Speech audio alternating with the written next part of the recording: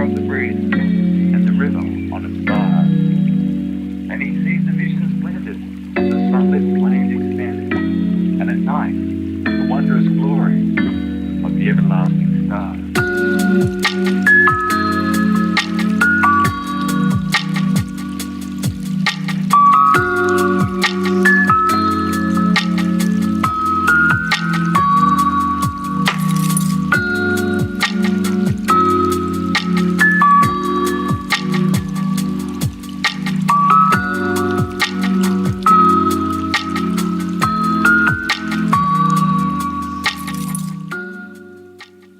Good morning, everyone.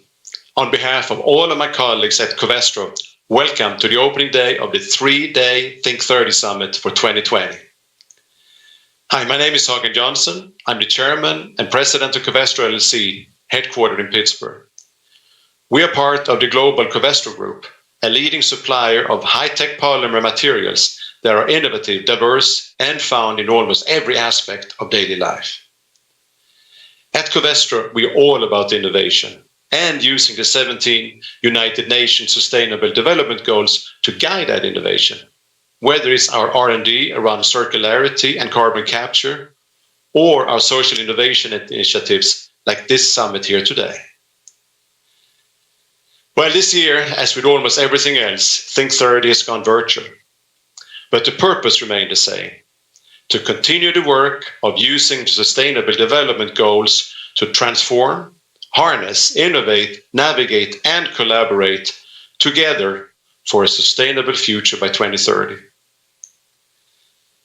Yeah, this year has certainly been an incredible challenge. Everything we are going through right now, the coronavirus pandemic, the economic uncertainty, and the push for racial and gender equality make the global goals more relevant than ever. Ending poverty and hunger, eliminating inequality, improving health outcomes, ensuring quality education and economic opportunity for all. These are the very goals catapulted to the top of the public agenda this year. Each of the next 3 days will be devoted to social, environmental, and economic equity, the 3 pillars of sustainability. Over the past several months, I've heard it said that the pandemic has revealed huge gaps in our society. I must say I don't believe that. These gaps were apparent long ago, which is also why the Sustainable Development Goals exist.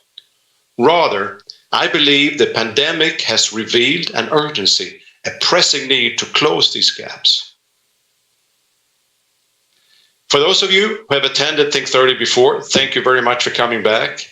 And for those of joining us for the first time, a very warm welcome. With 2030 just 10 years away, there's much work to do. We hope these 3 days will be a catalyst for driving that work forward. And now I'll turn things over to my colleague, Rebecca LeCour, who heads up sustainability and social responsibility for Covestro here in the US, and who will be your daily host and sometimes moderator. Rebecca, please take it away.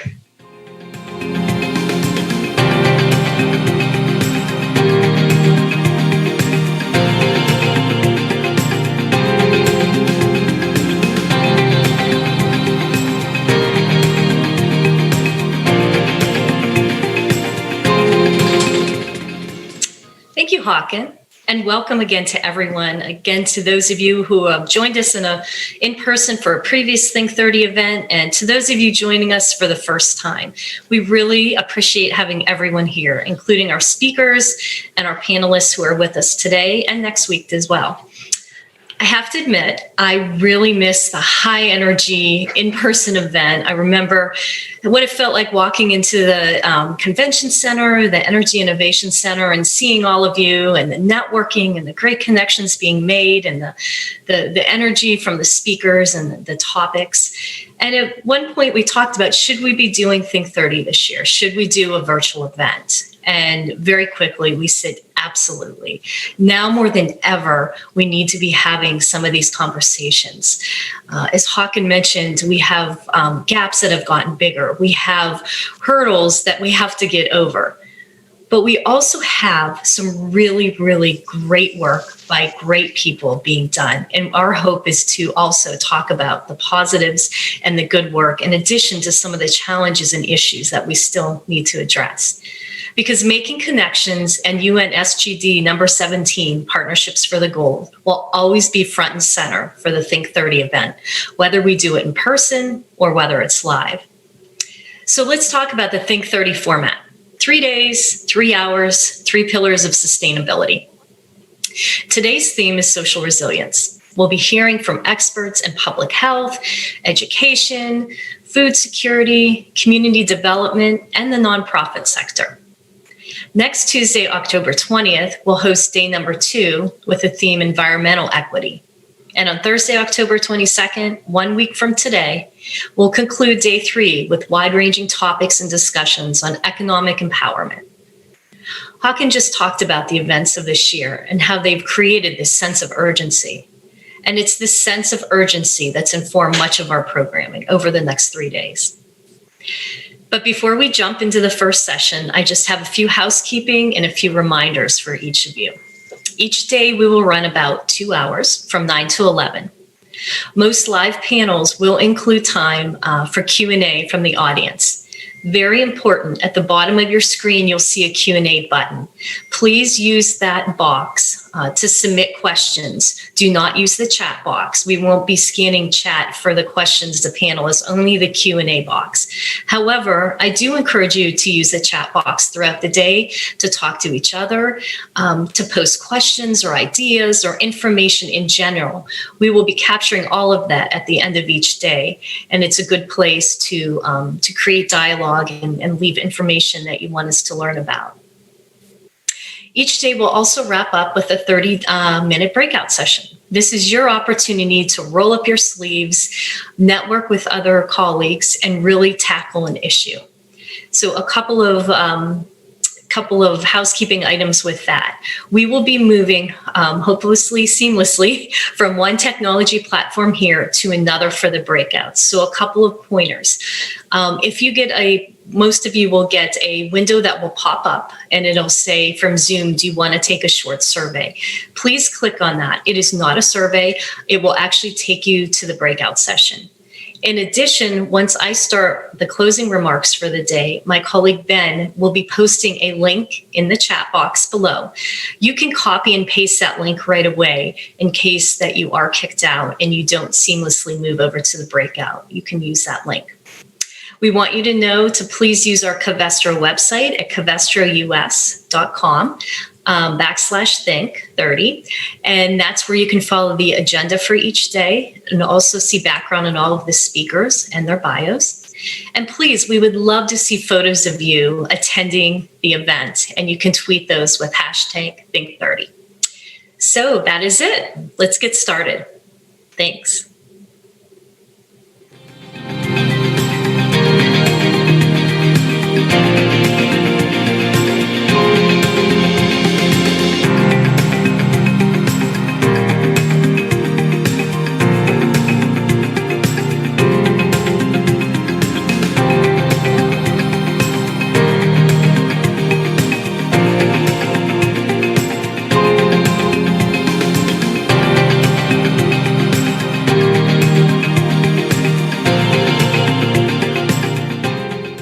Welcome back, everyone.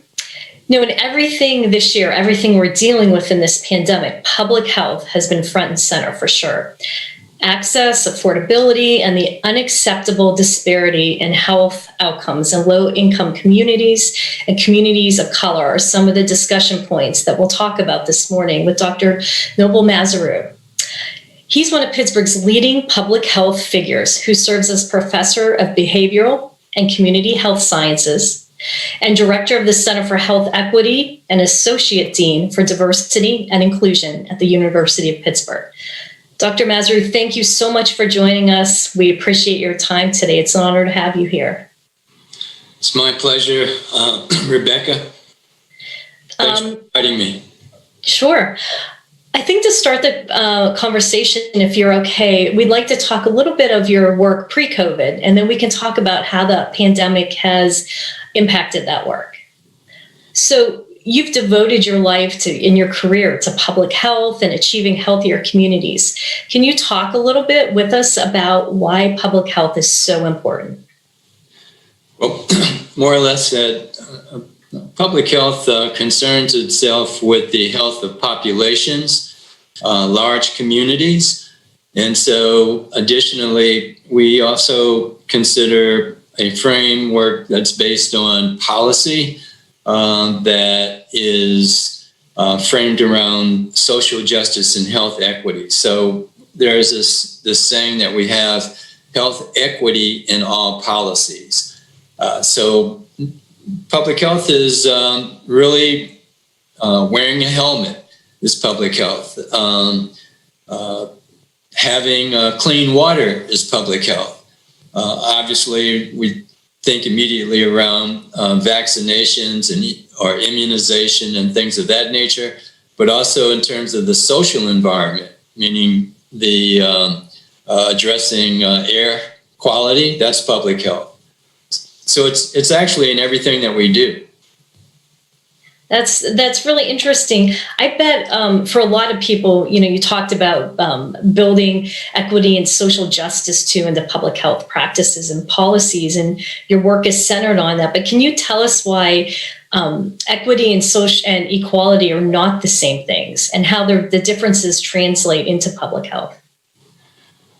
Well, I guess succinctly, we think about equity in terms of fairness and equality in terms of sameness.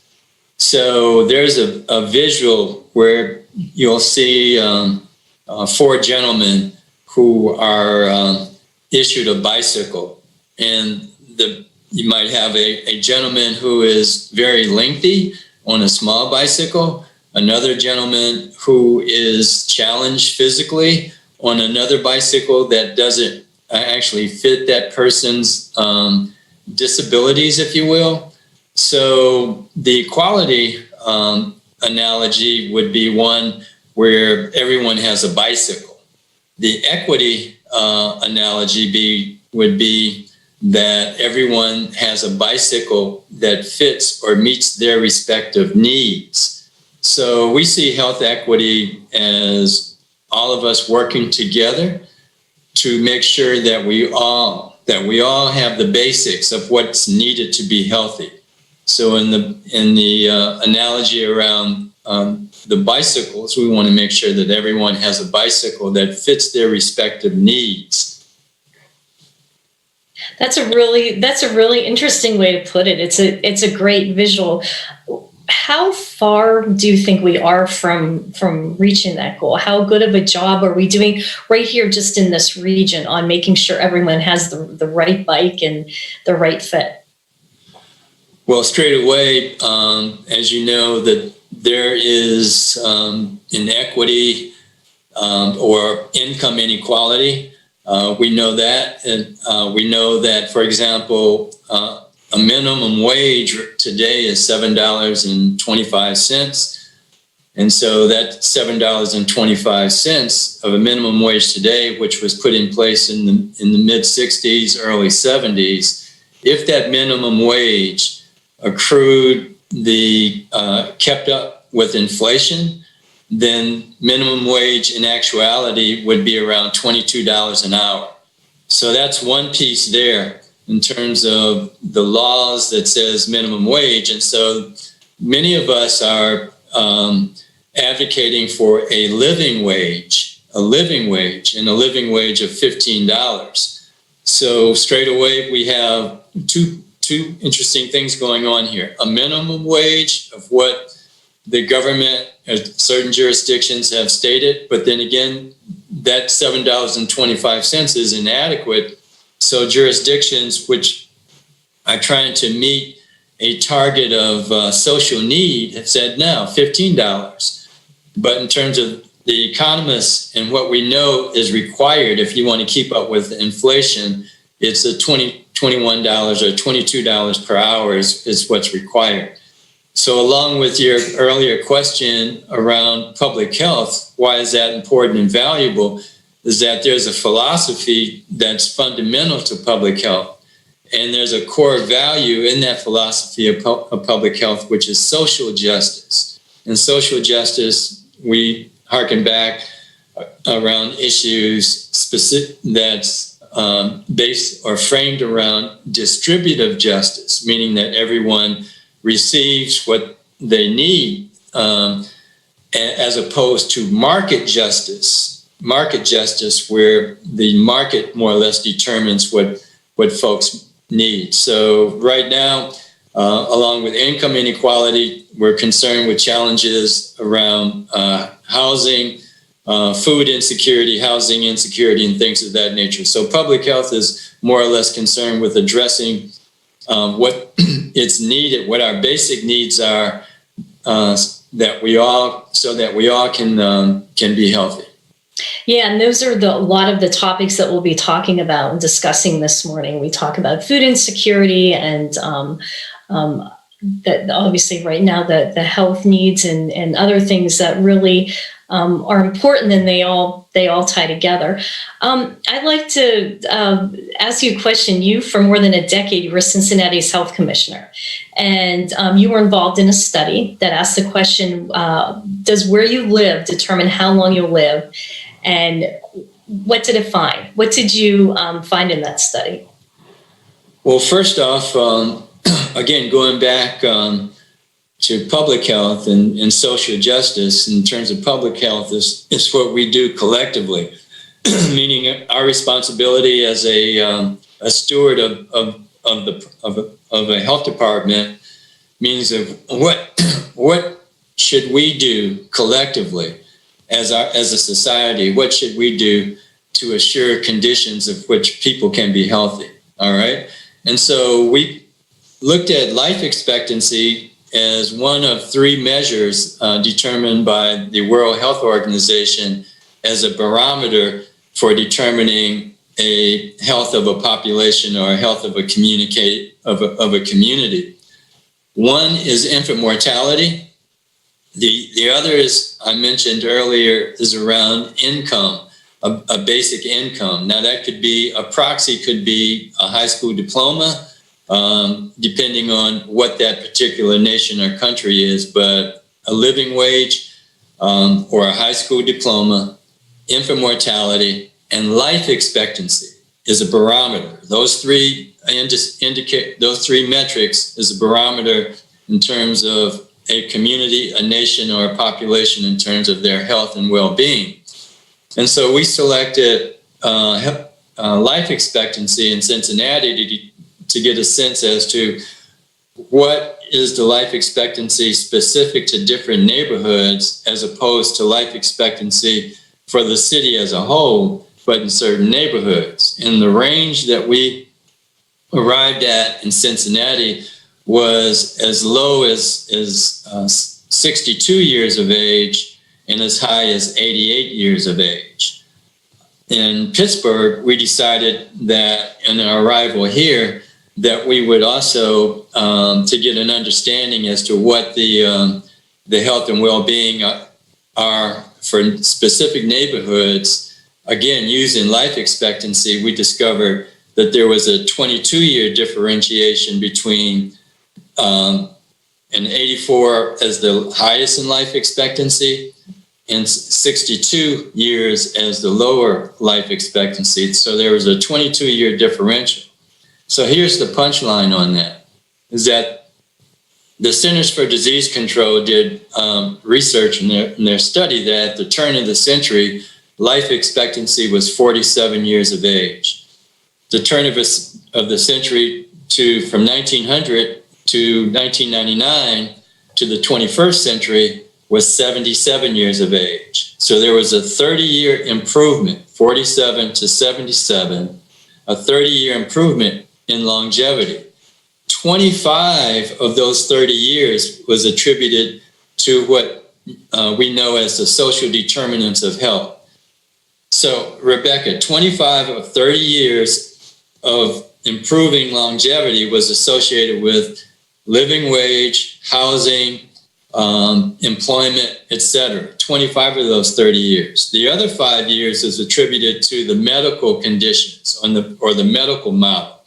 So that's where we then decided that once we get an understanding of what are the primary reasons for the underdevelopment in certain neighborhoods and communities based on life expectancy, then we could develop interventions that would address those different social conditions.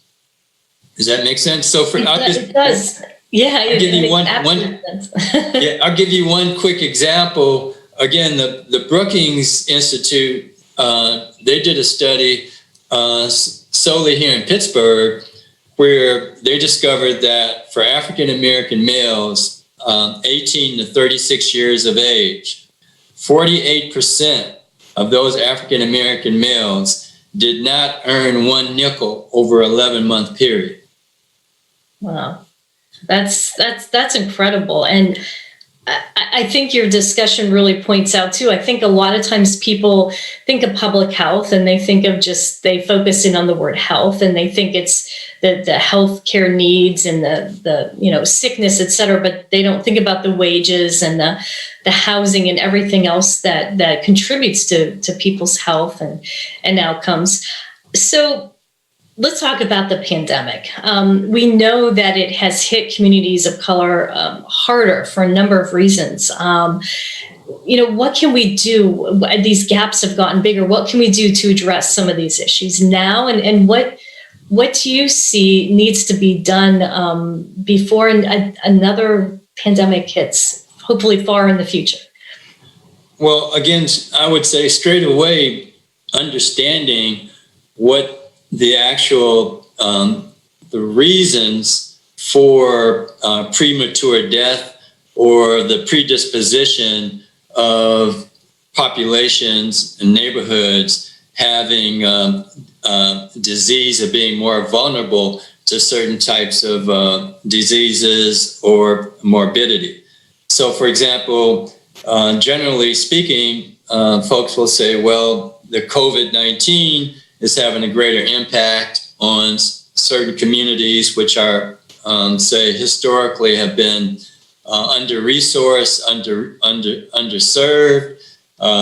Sometimes they'll say the African American community is more vulnerable, primarily because of medical conditions or these pre-existing medical conditions such as heart disease, hypertension, diabetes, obesity, etc. However, we say to attend to your question that you're posing, it's not really the pre-existing medical conditions. It's really the pre-existing social conditions. What are the social conditions that are responsible or the drivers for diabetes or obesity and things of that nature? So the interventions in terms of COVID-19 is to examine what are the reasons for persons who may be vulnerable to cardiovascular or hypertension, et cetera, attend to those reasons that are occurring in those respective communities. So specifically, to give you the practical examples as to what we're talking about here, is that we know that the death rate in Pittsburgh, for example, for African Americans is 30 per 100,000. For the white community, it's 18 deaths per 100,000. So we want to also think about the cases. There are roughly 31.5% cases, meaning infection, in the African American community, and we only represent 12.7% of the community of the population here in Allegheny County. So what we want to do is let's not just open up a a city or a county, because we say, well, the county is 7% positive, and we know that if you're, say, 5% or less, and you can say, well, 7%, it may be acceptable. But we know in certain neighborhoods and communities, just as we discovered that life expectancy is more horrendous in certain neighborhoods and communities, we know that the infection percentage in certain neighborhoods and communities is as high as 34%. So to address COVID-19, what we wish to do then is to have greater attention, or an inordinate amount of attention, in those communities that have a infection percentage of 30%, 20%, et cetera, rather than one size fits all for Allegheny County or Pittsburgh. No, let's hone in on certain specific interventions and address those interventions where those communities are impacted in a much more disproportionate manner. So that means information and education around social distancing, much more culturally sensitive, specific messages in these neighborhoods and communities around social distancing, washing hands, and a mask. Also, we want to attend to the fact that when you have COVID,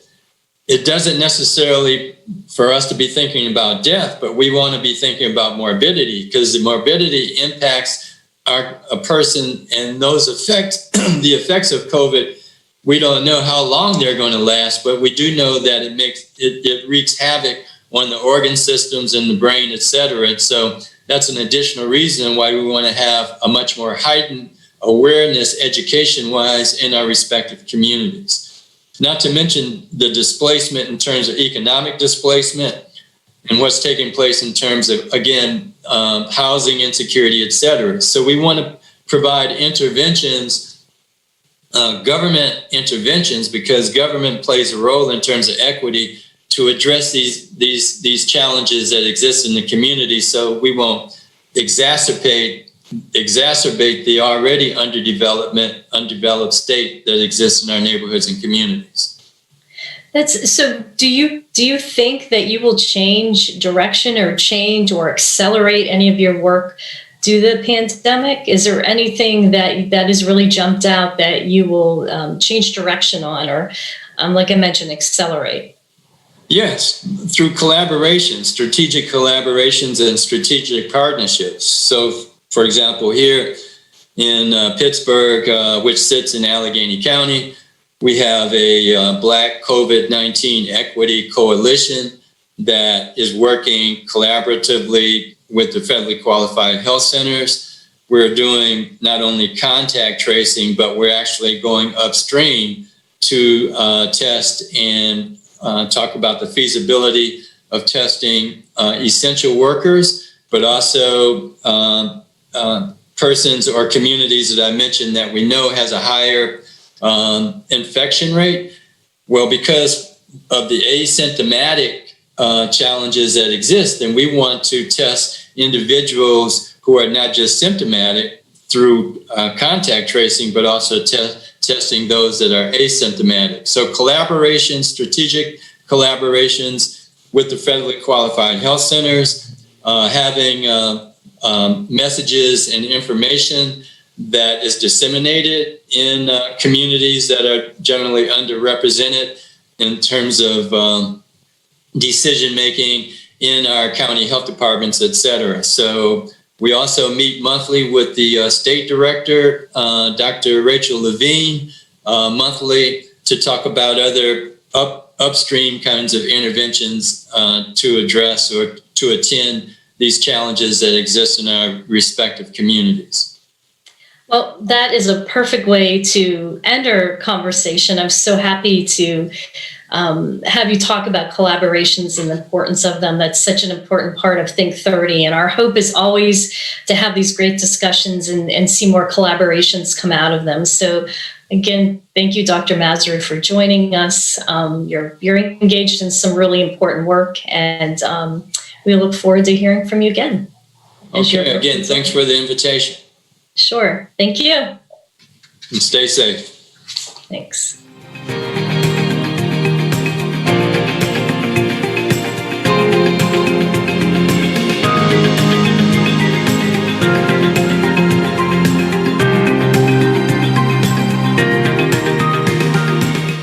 Hello, everyone. Good morning. My name is Chris Norwood, and I'm coming to you today from the South Bronx, where my organization, Health People Community Preventive Health Institute, is. I founded Health People in 1990 as a women's AIDS peer education program, and since then, we have used our very intensive model of peer education, where everything we do involves teaching people from the community to go out and also teach and help other people to stay well.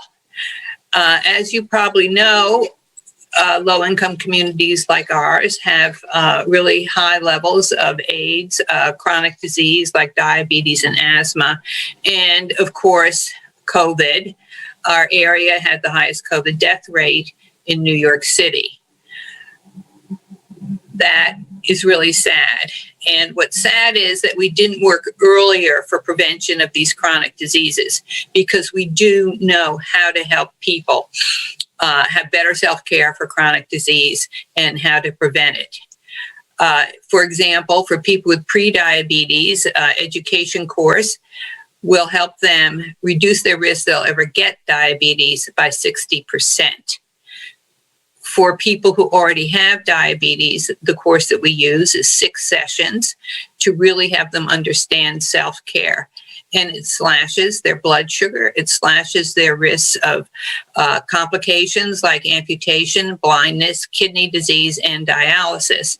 And we've now also learned, very importantly, that people who have diabetes who are in good self-control really don't have much worse COVID outcomes than people who don't have diabetes. That's very important knowledge. It obligates us. We were really already obligated, but it obligates us to focus on these chronic diseases and bring down the devastation and disability that they cause. We've especially worked hard on diabetes. Our peer educators have engaged almost 2,000 people on Medicaid in our diabetes self-care course. When we took it to homeless shelters, 201 people joined the course right away, and 87% of them finished the 6 sessions. And the New York City Department of Health evaluated the outcomes, which included a 45% decrease in emergency room visits. On the other hand, this is kind of good news and bad news. The good news is that really a lot could be done.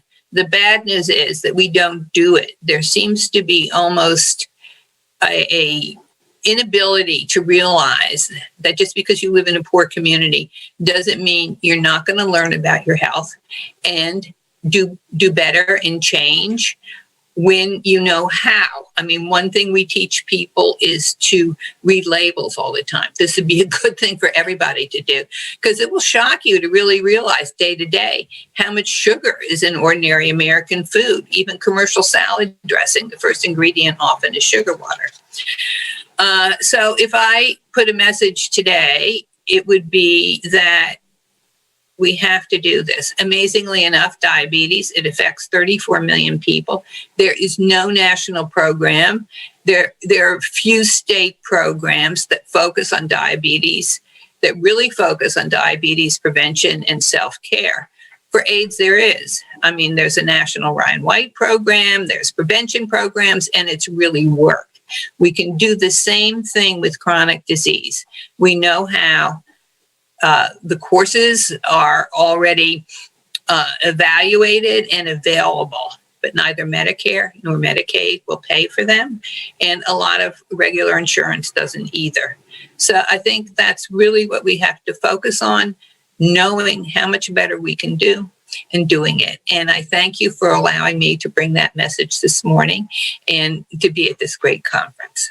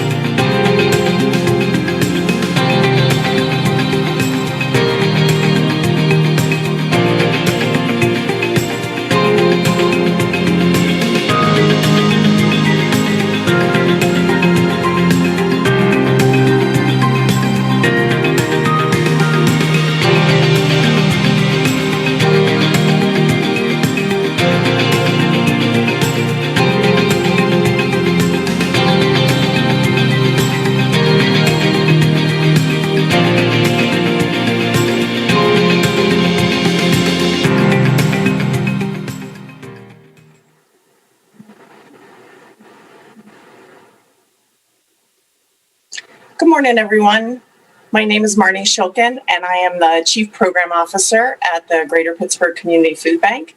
Very happy to be with you here today. Trust me when I tell you that managing the local food chain is extremely complex.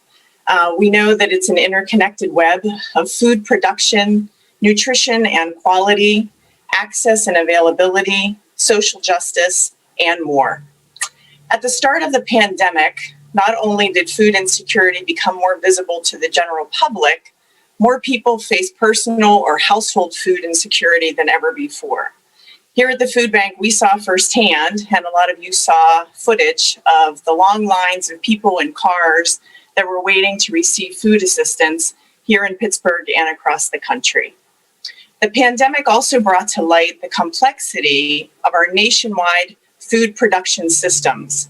We saw pictures of farmers burning crops and dumping milk.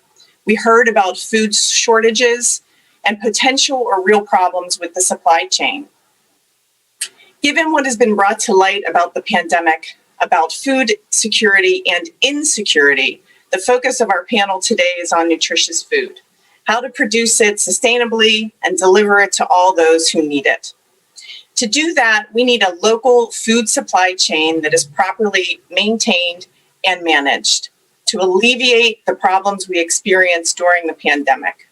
We also need a local food supply chain that produces an array of benefits, such as increased job creation, great availability to food, less food waste, reduced consumption of energy and fuel, and a lower production of greenhouse gas emissions.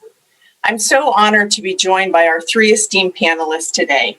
Mim Seidel with Chatham University's Falk School of Sustainability and Environment, Rita Rezick, a co-owner of Laurel Vista Farms and a Food 21 board member, and Pastor Cynthia Wallace, Executive Director of Bible Center Church's The Oasis Project.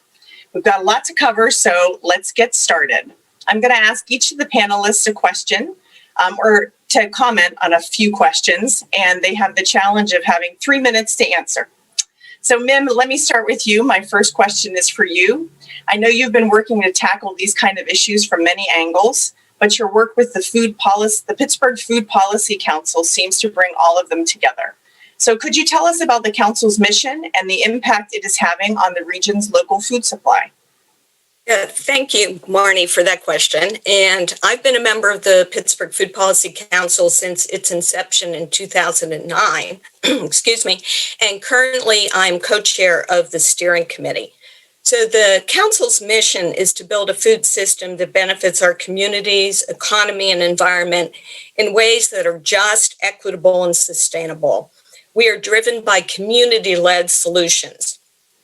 Over the past 2 years, we've been working on the Greater Pittsburgh Food Action Plan to serve as a roadmap for the development of a food system that meets economic, environmental, and nutrition needs of our residents.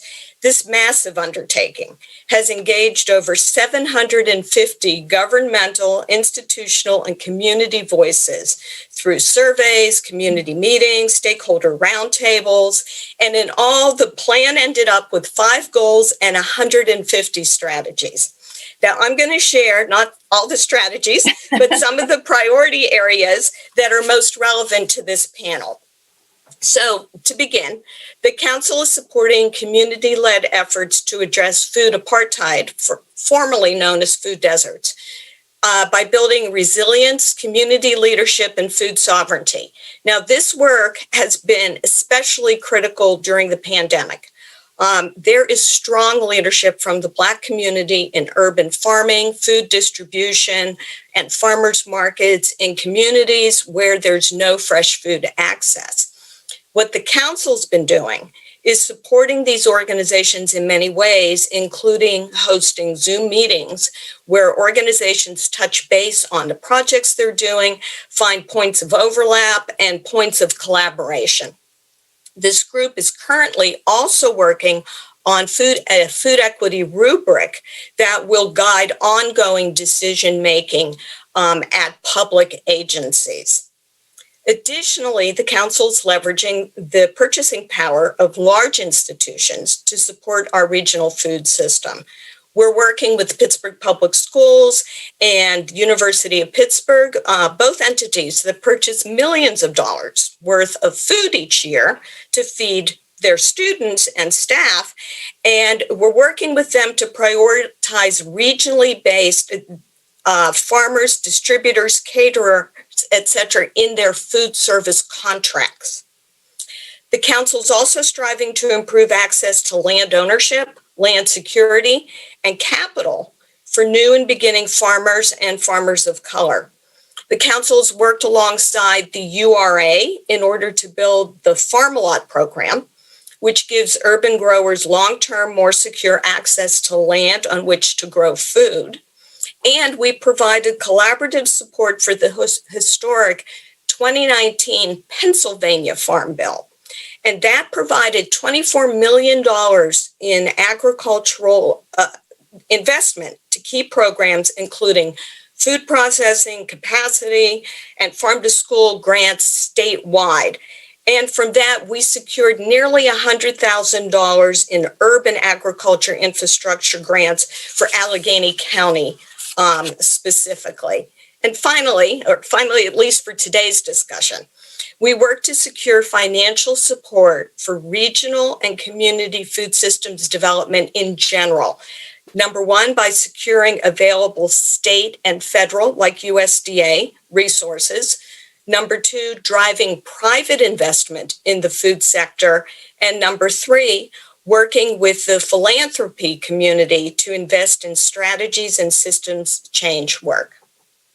Thank you so much, Mim. And I'll tell you, I was excited to see the council's plan online, and I was one of the people that downloaded it and printed a PDF so I could read it.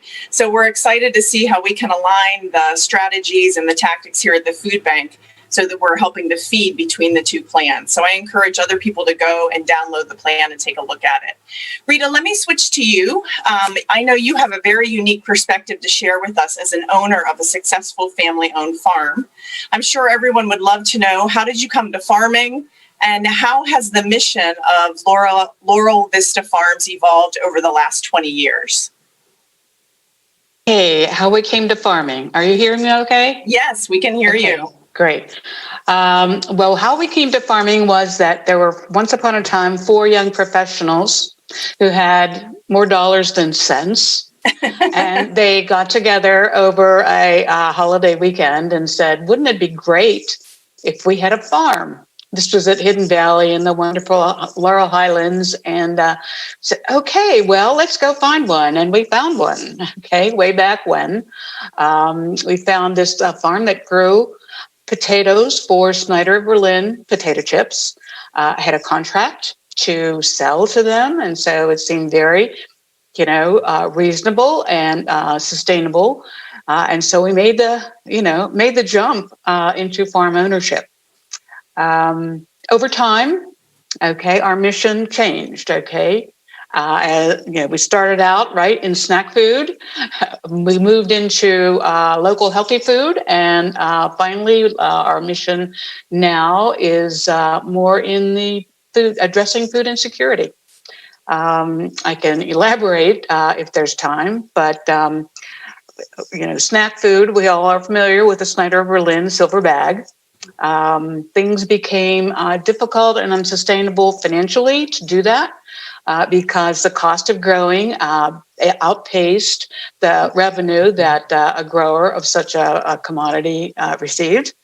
So we moved to the healthy local food trend that was sweeping the country in the early 2000s. And began to grow vegetables, potatoes for consumers, sweet onions and green beans and seasonal summer vegetables, and sold them at local grocery chains, at local farmers markets, on farm, et cetera, et cetera. At the same time, we became aware of food insecurity in our region, and we started to work with a group of local ministries that was doing great things to distribute food to food insecure families in the Somerset area. And we lent them the use of our warehouse and equipment. Great. Now that group became more formalized as a Somerset County Mobile Food Bank, and now works with the Greater Pittsburgh Community Food Bank to receive and distribute food to food insecure families. And now we are mainly focused on that activity. Okay, the pandemic has, there's always the need, as Dr. Nasaru has illustrated, and again, as he illustrated, we are in a strategic alliance with the Somerset County Mobile Food Bank and the Greater Pittsburgh Community Food Bank to address food insecurity in the Somerset and surrounding area. Yeah, thank you, Rita. Yeah, we really appreciate all of the hard work that the Somerset County Mobile Food Bank does. It's amazing how many people, they reach, and as a result, kind of the spread of where all of your delicious, healthy food ends up out in the community. So thank you so much. Yeah. Let's switch gears and go from a very rural county like Somerset County, and let's switch over to Pastor Cynthia Wallace, who is with the Oasis Project that I believe is in a more urban setting and is doing some really exciting things on multiple fronts: urban farming, economic development, access to nutritious food, and creating community gathering spaces. Pastor Wallace, I would love if you could tell us a little bit more about the Everyday Cafe and the Oasis Farm and Fishery. Absolutely. Well, good morning. And Good morning. I think, as you know, for all of us, just food has become this central component of our work. Prior to the pandemic, we said the Oasis Project really focused on education, employment, entrepreneurship, and the environment. And so really have done a shift, and food is really, I don't have an E for food yet, but food is really now kind of at the center of our work. So about 4 years ago, Everyday Cafe will be actually November 18th, launched in the community of Homewood. And so we really started, as we said, a place to meet, greet, and eat, a place where you could get healthy food, but also our goal was really to build community, which we know food brings people together. Mm-hmm. And so the focus was, getting good food to people, having a nice space for them to meet, and also providing jobs to young people in our community. And so that really, is and continues to be the focus of Everyday Cafe. One of the beautiful tie-ins with our work in urban farming is that Oasis Farm and Fishery is just, a couple of yards away from Everyday Cafe. And so there is hyper local produce. So we are, growing produce in the farm and fishery that we're actually able to serve, at the cafe. Kind of switching to Oasis Farm and Fishery, it's an education farm. So we're not at the scale where we're doing major production, other than providing for, produce at Everyday Cafe. And then also in Homewood, there's a farm stand that happens every Saturday. And so there are a group of growers, Oasis Farm and Fishery being one, and we provide fresh produce for the community. But the major component of our farm work really is education. And so we do programs that focus on teaching children and, anyone who's interested in the community about urban agriculture, nutrition, and cooking. And so the program that we do, we're currently doing it 3 days a week, even in the pandemic world for youth. And we bring them to the farm. We teach them about, aquaponics, hydroponics, various forms. You live in an urban community, but you can have a straw bale garden. You could do raised beds in your backyard. And the thing that we're trying to emphasize is that what you put in your body, so we call the program Better Food, Better Me, makes a difference. It makes a difference for your mind, for how active you feel, and it has a generational impact. And so we, send recipes home with the children. We're like, try this with your families, and parents come back and tell us that was great. I didn't know that you could, substitute black beans for, meat and different recipes and things like that. So it really is kind of a multi-generational approach to addressing some issues of, health and nutrition in the community. And the other thing that the farm has also provided some produce. We have, had a great partnership partnership with the Greater Pittsburgh Community Food Bank, Homewood Children's Village, and we, through the pandemic, just marshaled multiple volunteers and have to date delivered over 80,000 meals to families in the community. And again, supplementing this with produce and things like that, we're growing to really help. And just, in my last couple seconds here, I want to talk about the next piece that we're launching in about a month is Oasis Community Kitchen. And so we have a commercial kitchen that is going to support the work of local food-based entrepreneurs. And so it will help them to be able to either launch or scale their businesses. It'll allow us to extend the work that we do in the community related to education around food. So that's the work that we do. That's fantastic. Between you and Rita and Mim, you've gotten me all hungry for a breakfast frittata. Hey, in our last, we have about 4.5 minutes left. So I'd like us to just think a little bit about sustainable agriculture in our area. I know, as a food bank, we service 11 counties in southwestern PA. And so we see that mixture between urban and rural.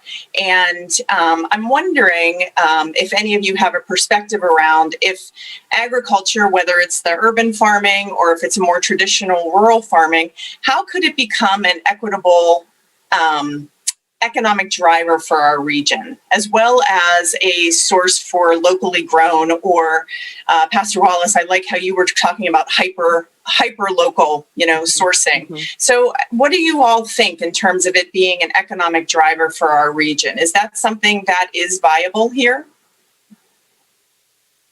Anyone have any thoughts? Rita, I think you might be speaking, but you're on mute. I just unmuted. Thanks. One of the things that we need for local agriculture, speaking as a local agriculturist, is a central aggregation. Okay, if you think about how milk is produced and distributed, there is an aggregation aspect to it where something goes, a truck goes around to the farms and collects the milk. That's not necessarily a requirement for all local agriculture, but it would be very useful to have a central place where farmers can take excess produce that they've grown and take it there and realize one of the important tiers in pricing that a successful farm needs to have, and that's the retail pricing, that's the wholesaling pricing, and that's the seconds, or unsold first pricing. So, there needs to be a serious food hub.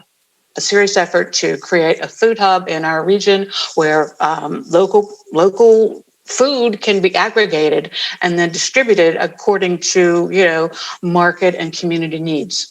Yeah, I think that's a great answer, Rita. I think it ties into, there's a question that came in the Q&A. When I think of a food hub, and we talk about that a lot here at the food bank. As you know, Rita, we're very dependent on partners that are out in the community that are helping as, sort of like waypoints, and then it goes out further. But a question here is talking about that it's interesting that everyone's answers seem to focus on collaboration as a key component. And would people say that that is accurate, that collaboration is key to your organization's success in addressing food insecurity? Absolutely. Yeah. And I mean, I don't want to reiterate what I said, but even with the food distribution, we could not have done it without the help of other organizations. I mean, even the Pittsburgh Food Policy Council, they're supporting the Saturday farm stands in Homewood. And so Grow Pittsburgh, so many, I mean, just do not have time, but it all is so key, just the tie-in, the work that we've done with Chatham in terms of education and, research and supporting the work at Oasis Farm and Fishery, just wasn't able to mention everything, but collaboration is key. Yeah. And if I could add to that, when you think about collaboration, you also think about what Rita said and, sustainable agriculture and supporting that in the community, right? We need a food hub, but, the food system, it's a system. So if I support farmers growing more vegetables that maybe could be used at the Pittsburgh Public Schools, they want to use that in the winter. So do we have a flash freezing facility that the farmers could take their vegetables to? If I'm raising chickens, why do I have to take my chickens 4 hours outside of where I'm raising them to Maryland to be processed? We need to have that facility available in Pennsylvania. So the collaboration of the different people in the stakeholders in the food system, and that is happening. So that happens on an agricultural way, and that can affect food security because it gives people more jobs. Right. And if those jobs are living wages, as we heard from the first speaker, that goes a long way to addressing food security issues. Yeah, and I think maybe when we talk about collaboration, it's not just collaboration amongst us that are working in the food insecurity or security sector. It's collaborating also with elected officials and organizations that can help support the infrastructure and the policies that need to be in place. So I want to thank everyone. I know our time is up, but thank everyone for joining our panel this morning. And I'd like to thank Covestro for putting on this event. And we will move to the next speakers.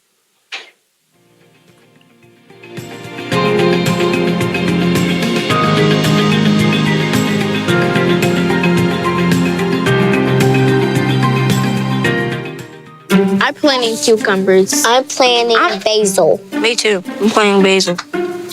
Do you like basil? I've never had it. Hello. Good morning. Good morning. You go in my classroom and you ask children where do they get their food. They say the gas station, the drugstore. That's appalling to me that children are shopping for food in a drugstore. We're seeing all kinds of health anomalies in communities of poverty. You got the bodegas with 5 different types of pork rinds, but no fresh fruit. There's a strong linkage between having poor diet, having poor health outcomes, and then they're just affecting your quality of life across so many different dimensions. Zip code and skin color should not determine outcomes in life. I'm out to change that. Hello, Toledo! How many of you would be excited about having a tower garden in your school? I had this vision. I could teach children if I put this magical garden in the middle of a classroom and built school around it. Stephen Ritz and his Green Bronx machine are opening young minds to science, nutrition, and wellness. When you cultivate a palate, you are changing the trajectory of those children's lives and taste buds forever. You like the lettuce? Yeah, I like the lettuce. For me, the greatest resource in the world is the untapped potential in communities like mine.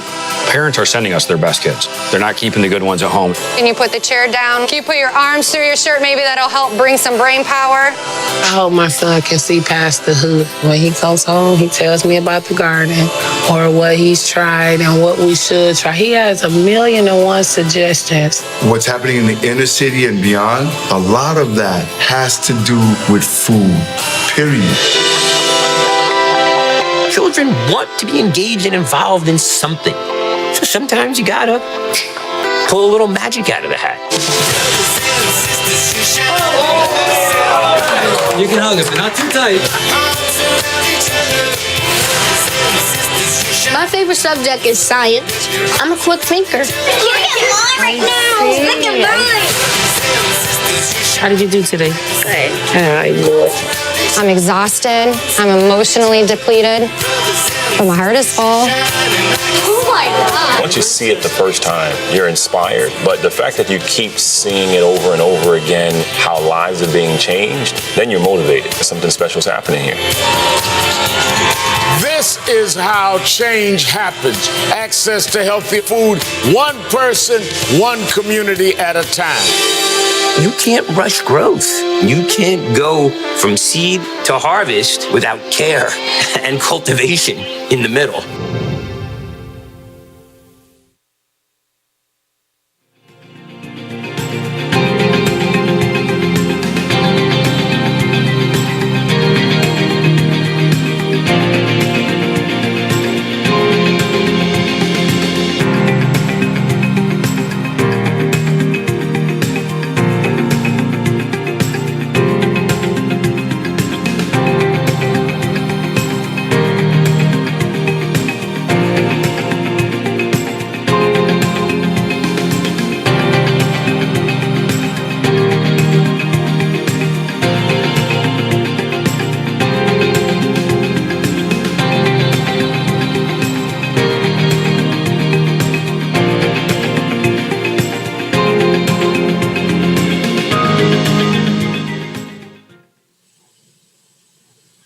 Well, thank you to Stephen Ritz and his production group for allowing us to share his video today. For those of you who joined us in THINC30 in 2017, you might remember Stephen and the energy that he brought along. As you saw in the video, his work continues to grow around the world. And in fact, it's actually here in Pittsburgh. I have seen these garden towers in schools across the region, and that video was incredibly inspiring. And we brought those highlights to you today as a good bridge between the food and the education discussions. So good morning, everybody. My name is Ben Renwick. I'm a middle school science and math teacher by training, and I'm a member of Covestro's corporate social responsibility team, and I oversee our STEM education program here in the United States. I'm delighted to be here today with three remarkable individuals to talk about one of the biggest flashpoints of the last year, and that is education. Please give a warm welcome to Salim Gabriel, the Executive Director of the Pittsburgh Promise, Dr. Gretchen Jeneret, Interim Dean of the School of Education at Duquesne University, and Nicole Sims, Parent Lead at A+ Schools. Giving every student an equitable educational path, regardless of income, race, or hometown, has never been a reality.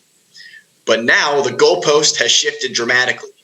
Someone said recently that the pandemic has basically done an MRI on all of society's structural inequalities, including in education. But today, let's talk about some of the remedies. So Salim, thanks for being here this morning. I want to start a little bit with you here, and this is precisely the work of the Pittsburgh Promise. Can you talk about the things you were doing before the pandemic to level the playing field for students? And then can you also talk about how you're dealing with the issues the pandemic has raised in terms of inequities around remote learning, access, and affordability? Hey, Ben, thanks so much for having me. Of course, I can do that. And I am honored to be on this panel with two good friends, Dr. Jeneret and Ms. Sims. So thank you for the honor of participating. And, there's no doubt, it's hardly debatable that the path to economic mobility, family health and stability, community development and sustainability, that path begins and is sustained through education. That's hardly debatable. However, what is maybe less known, and that is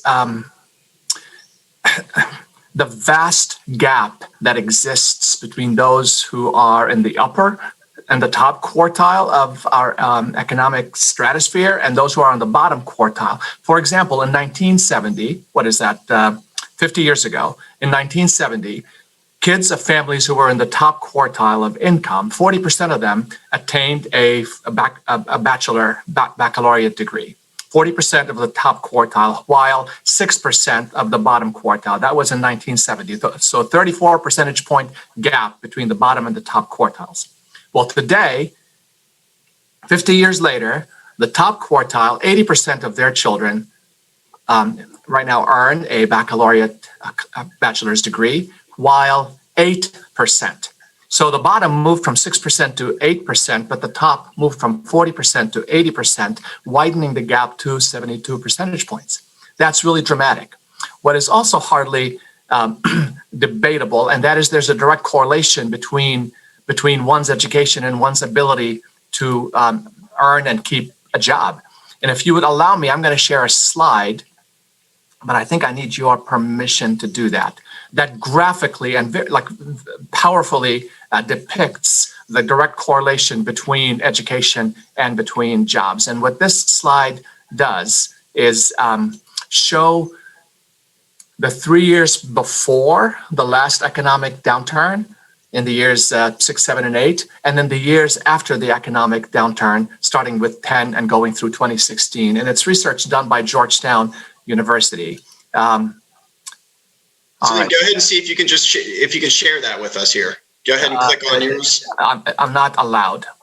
You know what? I can skip it. Okay, that's fine. Readily available, and I can just refer to it. Sure. But basically, the visual is really powerful. But I'll try to depict it with words. That between the years 2008 and 2010, and the economic downturn, assuming everybody had a job at the beginning of that economic downturn, those who lost jobs and lost like millions of jobs were those who had a high school diploma or less and those who had an associate's degree or some college. There were no job losses for those who had a bachelor's degree or higher. Of course, there are exceptions to that. I know somebody with a PhD who's driving a school bus, and I know somebody with less than a high school diploma who's a multimillionaire. But those are not the norm.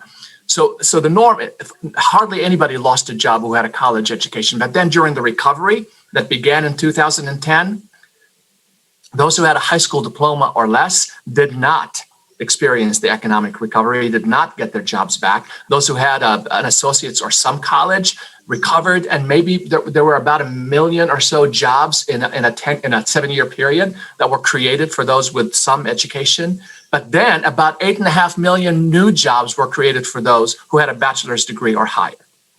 So we recognize the economic disparities, and we also recognize the necessity of a post-secondary education. So in Pittsburgh, we launched the Pittsburgh Promise. The mountain is enormous that many of our kids have to face every single day. And we're expecting them to climb a mountain without the tools that mountain climbers have. So what we're trying to do through the Pittsburgh Promise in Pittsburgh is what Dr. King called carving a tunnel of hope in the mountain of despair. So a bunch of us, the community, gathered around our kids, and with shovels in hand, we're trying to kind of help kids shovel out a tunnel of hope in that mountain of despair by making higher education accessible, removing the financial barrier.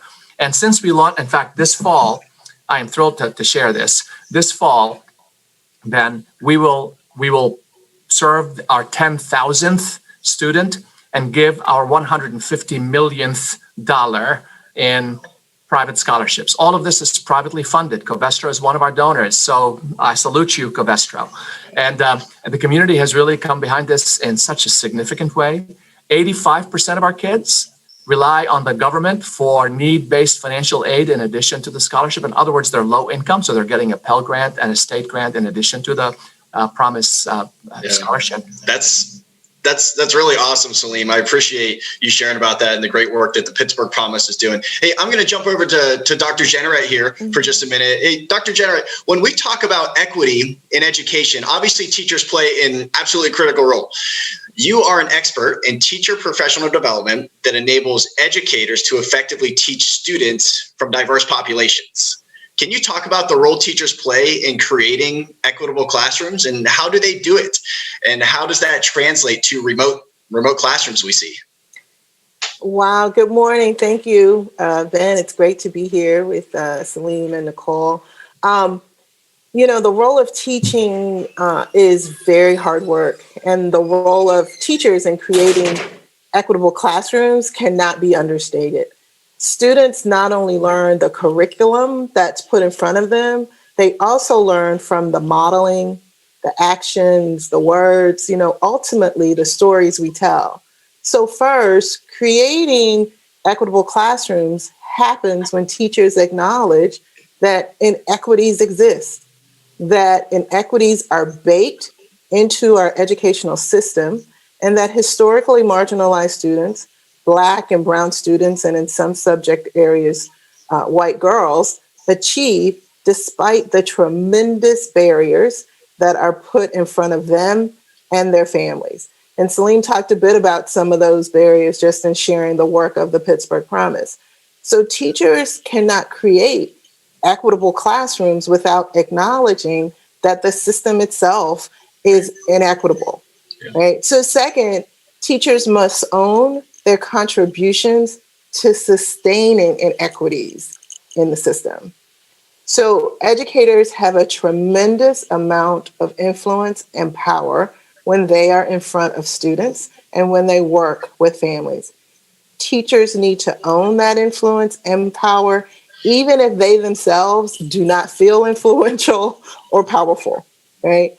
And finally, I would say teachers must always, always be open and willing to enhance their craft. And I intentionally use the word craft because teaching is an art, it's a practice and it's a profession, but it's also an art. And they must be continuously learning how to get better at that craft. And so, as I mentioned before, good teaching is hard work.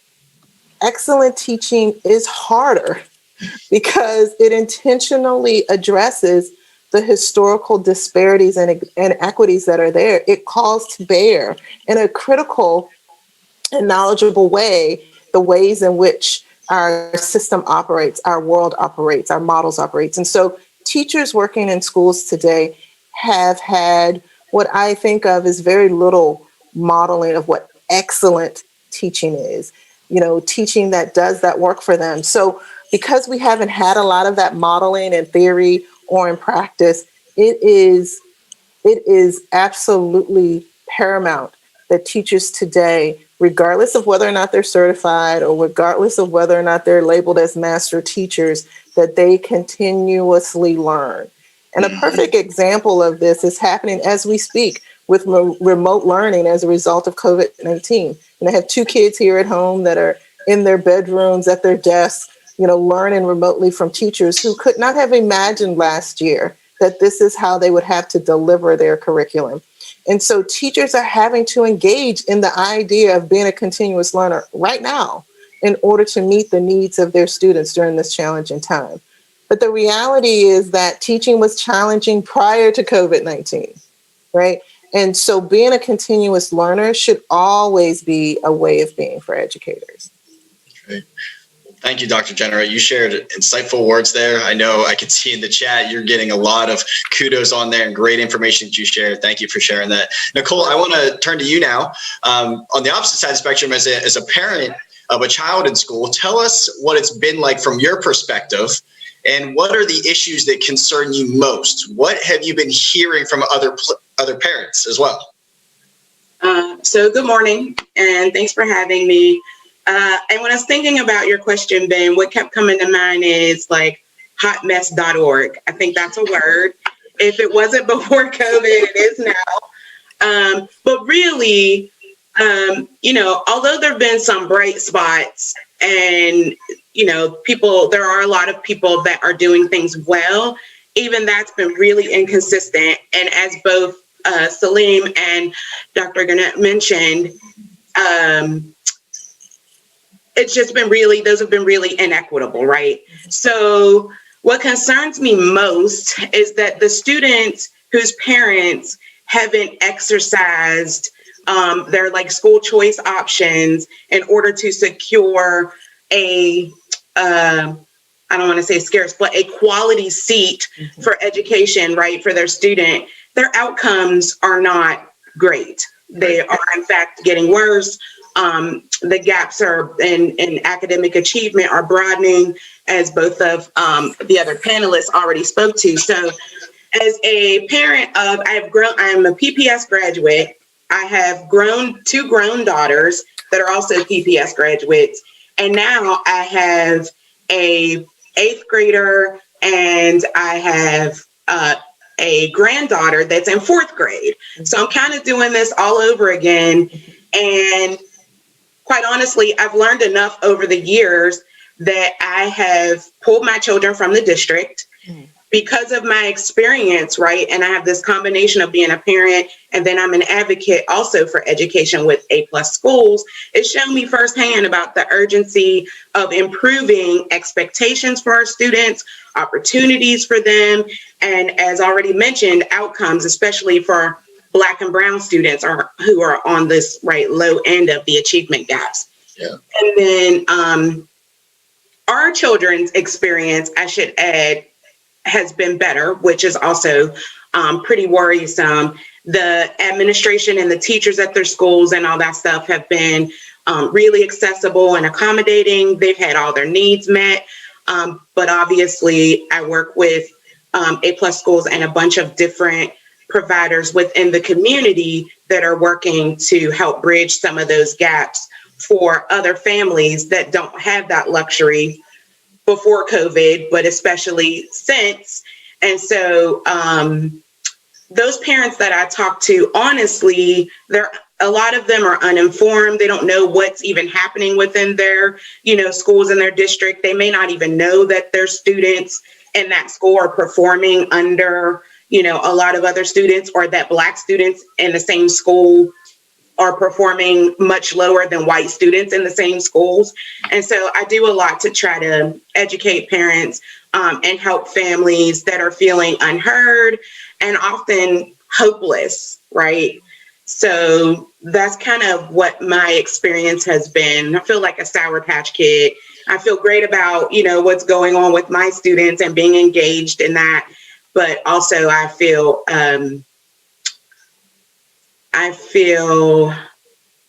obligated and passionate about helping families who are having a lesser experience. Yeah, I think you're right on there, Nicole. And thank you for the great work you're doing to be able to communicate with parents. As a parent myself, I know it's a struggle out there with having kids learning all this new stuff here. And technology really is amazing in what it allows us to do, but it also is providing a lot of gaps at the same time, and what we've talked about here. So there's actually a question that came in from the audience that aligns with what I was going to ask you guys next, and that's about access to reliable Wi-Fi. You've talked about a little bit before. Some people have access to it, some people don't have access to it. So what's being done to ensure that all families have access to affordable internet service? And this is an issue for teachers as much as students as well, and parents. So any of you can just chime in on this. I'm open this to each one of you here. So I'll jump in real quick. I mean, and this is really brief. I am inspired by some of the innovative and creative ways in which educators are figuring out how to support their students during this time.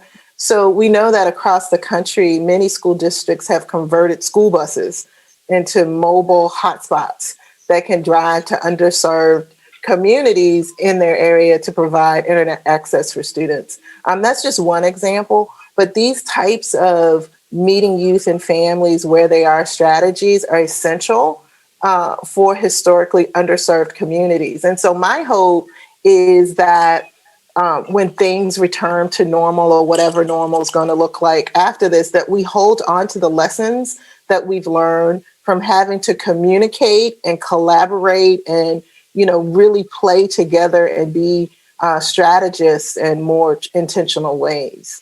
Yeah, absolutely. Salim, Nicole, do you have anything you can add to that? Go ahead, Nicole.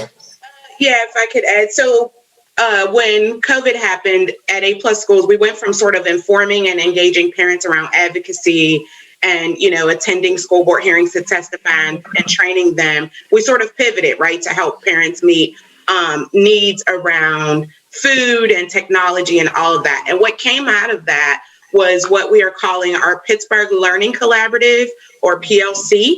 And the PLC is a hotline. It's a family hotline that families can call with any questions that they have around any of those needs, including Wi-Fi access. So we've been partnering with a lot of community organizations. We brought sort of like PPS into the loop, and we're working with, Comcast to help families access either free or very discounted Wi-Fi hotspots, things like that. So that's one of the things that we're doing. And based on the calls that we get into the PLC from parents and families, that's sort of driving where we are connecting with different partners in the community to help parents gain access. So we have Wi-Fi resources. And I don't know, Ben, if you could share out somehow via email or something, the PLC hotline number, because any parent or family can call, whether they're in the local PPS district or outside of the district. Okay. Nicole, what I recommend you do is you can actually add that into the chat after this in here. You can add that in there, and then make sure attendees can see that too. So Salim, we're just about out of time. Did you want to have any last comments about the Wi-Fi, or just kind of a closing here to what you've heard here? Yeah, if I may. First of all, Nicole, hotmess.org is available, so you may want to jump on that. But in addition to that, basically, sadly, unfortunately, COVID caught us unaware. And we as a system, we as an educational system, perhaps globally and perhaps nationally, but certainly locally, we were caught underprepared, if not unprepared. So what I hope we will learn from this, and that is this is now the year 2020, and the classroom should not look the same as it looked in 1970. And that, getting to the place where every single kid has one-on-one access to technology, not just for a few hours during the day, or even in some cases, a few hours during the week, but all hours of the day and night. And that's not just like, mom's phone or dad's phone. That is an actual school-issued piece of equipment that gives them access to the internet, whatever they are, all the time.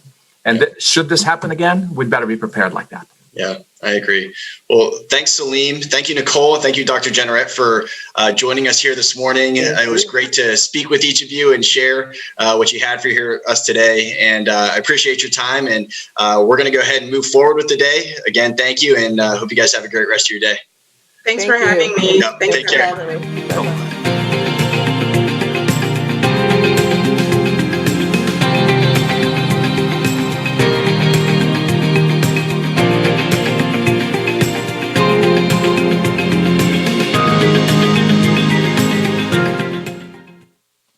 Hello, everyone. I am so humbled to be a part of the 2020 THINC30 Summit. First and foremost, I would just like to wish everyone good health, strength, and peace of mind during these burdening times. My name is Monica Henderson. My pronouns are she, her, and I'm here today to advocate for an amazing organization by the name of Strong Women, Strong Girls. Their vision is for every girl and woman to realize their inner strength to dream and to do. I'm a college mentor for SWSG, and every week, along with my peers, I lead an after-school program for 3rd through 5th grade girls. Each session revolves around a strong female or femme role model, and together the girls learn about a positive lesson that role model represents and explore those themes in their own lives. We cover a diverse range of topics from anti-bullying to leadership, body positivity, race, disability, gender and educational equity, family structure, SES, mental health, just to name a few. So why am I here today? Why do I do what I do? To me, it's quite simple. I want to leave a legacy. Unfortunately, systemic change is a slow process. Thus, I feel that it's my duty to provide young girls with the tools that will enable them to move this country and this society forward. One of the only places I find hope these days is in the generations that will follow me. I want them to grow up in a society where they don't have to explain their worth, where their voices are never silenced, where they have control of their futures, and where there's seats at the table already waiting for them. And most importantly, that they know that if they have the knowledge, that they also have the power to recreate unjust systems. This should be a movement, not just moments a few hundred of Pittsburgh citizens share with each other. SWSG is pioneering the next wave of education.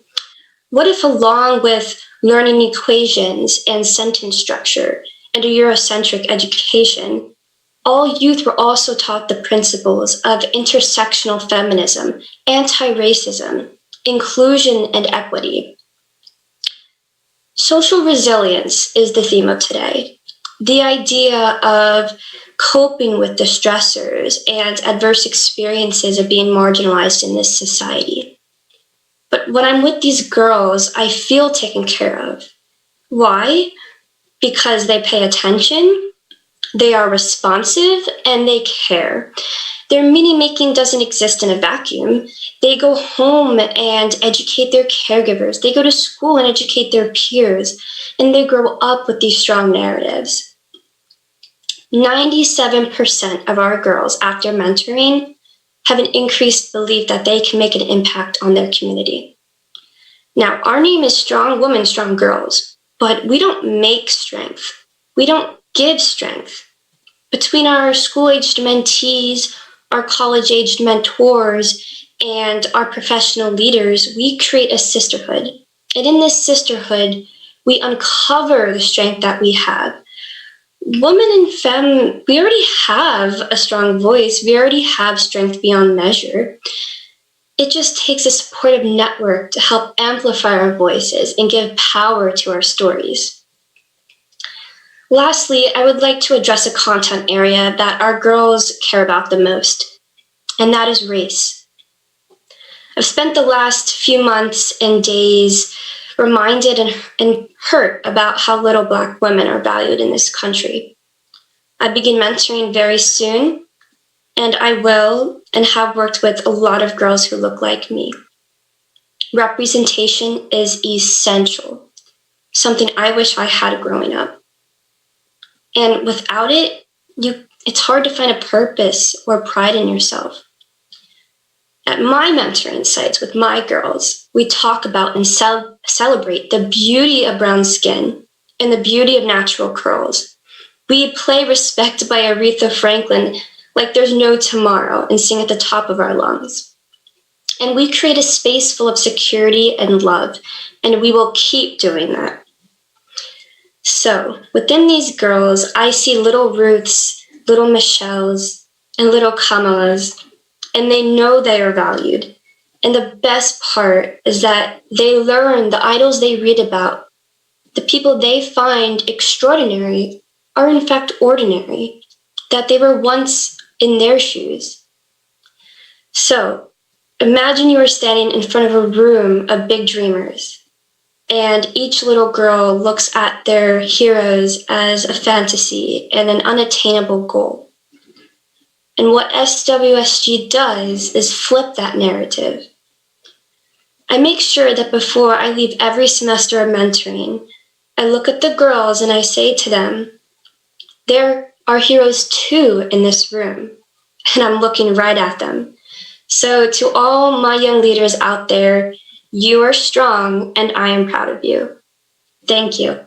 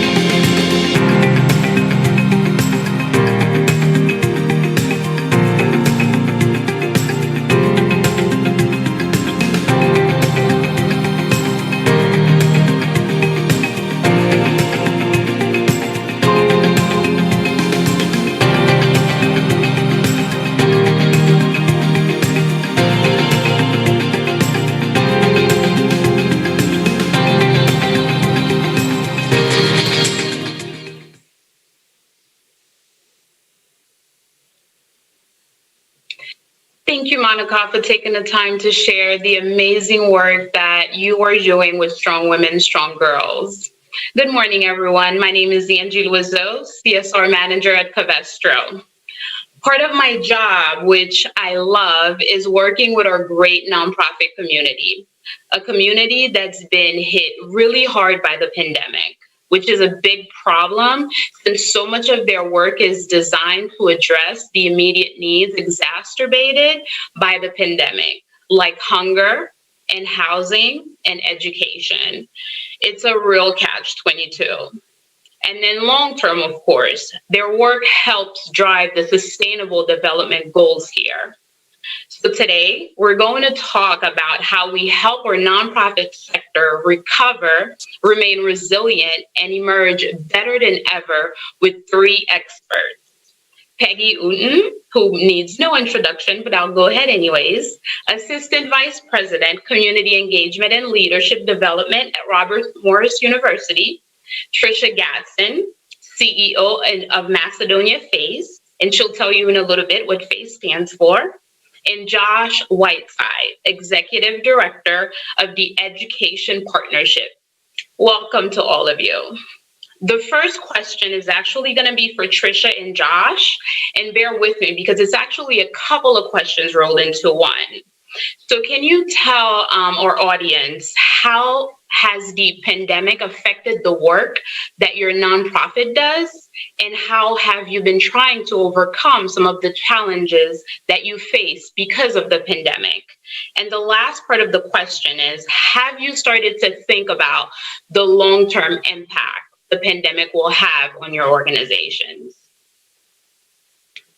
Good morning, and thank you so much for this opportunity to join in on this important conversation.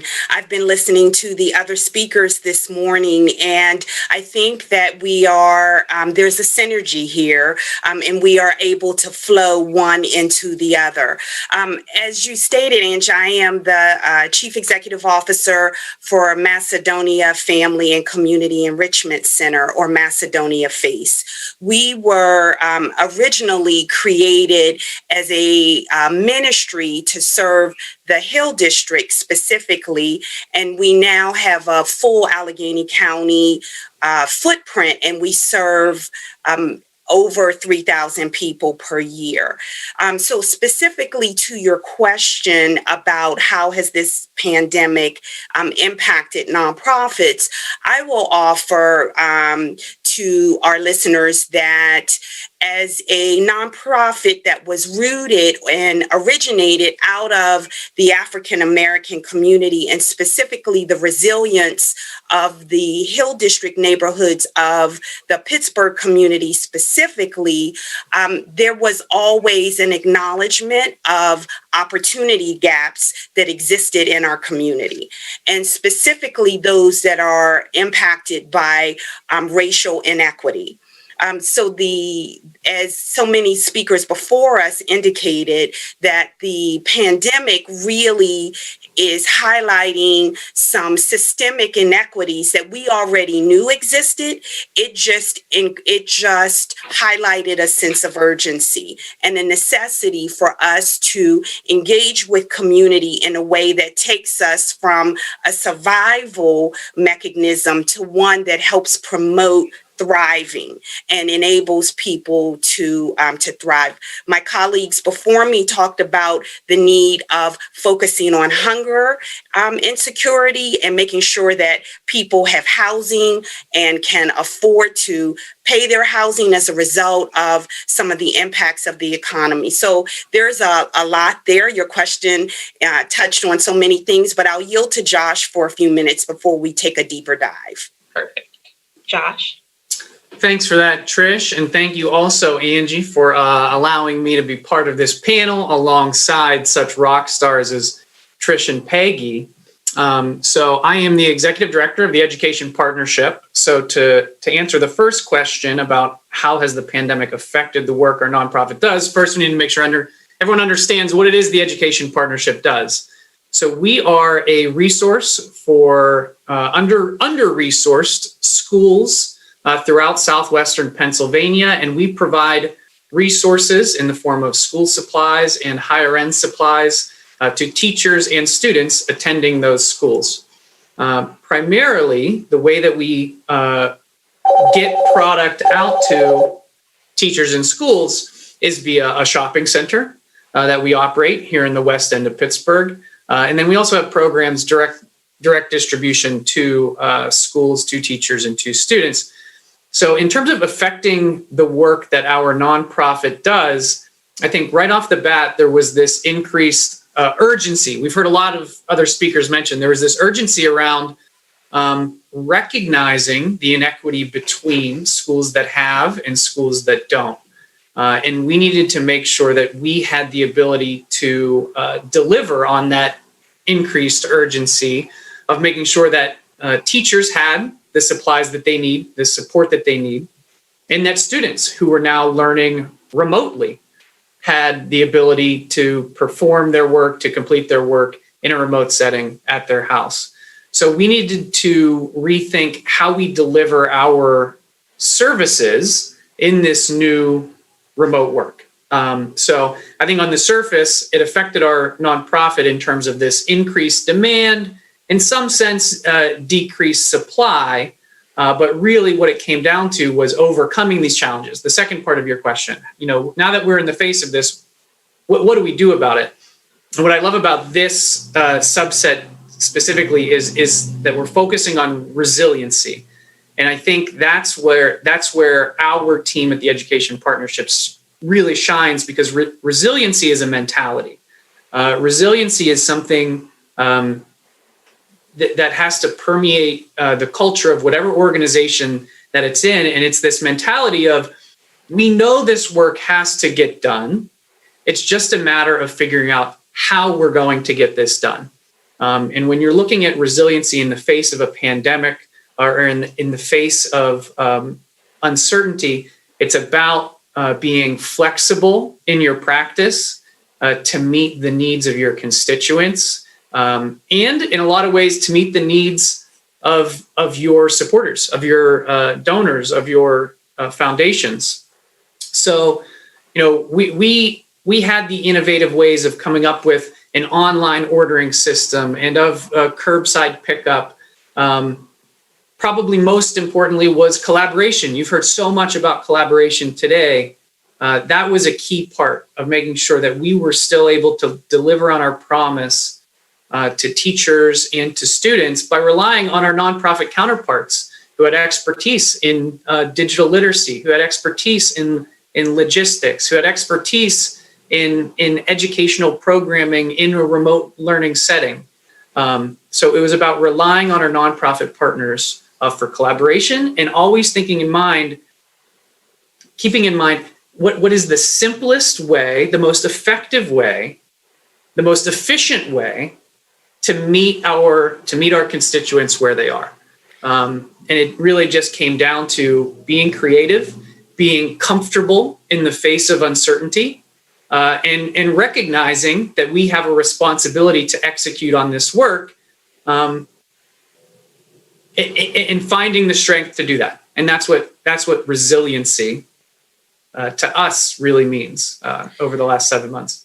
Trish, I see the wheels turning. Yeah, I would like to just add to that Josh is absolutely correct that there is a level of resiliency, but I would also like to add that the racial climate adds a different lens to that. Specifically, when you are a nonprofit serving a community that you are a part of. So when you are serving a community that is experiencing some of the difficulties, some of the emotional, intellectual, physical impact of your surrounding, and you are experiencing it along with the community, yet still serving, it adds a different level of complexity to the way that one must be present. So absolutely, our team had to pivot, but we were pivoting while we were feeling the exact same thing as service. And that's important to understand because nonprofit and working in nonprofit is a choice of service. And so there is an important concept that has to be understood, that nonprofits help drive the community and help meet the needs of the community. But it's also significant to understand that many people who are doing that work are also a part of the community and feeling it as well. Very well said. Very well said to both of you. And it bears mentioning 7 months into this pandemic, which seems like 70,000 years. I think that I'm not exaggerating. I wish I were. I want to, again, it bears mentioning that here you both are just sharing how you just jumped into this. There was no template. This is a once in a lifetime century event. And you guys made it seem effortlessly. So talk about hit the ground running. So yeah, I'm basically saying kudos and thumbs up and everything. So my next question, pulling you in, Peg. So given your extensive background and you've worked with more than 1,000 nonprofits and counting, can you share a little bit with us about how the pandemic has changed the nonprofit sector and what is the programmatic and financial impact of COVID-19 on the nonprofit sector? So you can share short-term and long-term. Great. Good morning. It is the delight of my heart to spend time with the people that have been on this THINC30 this morning.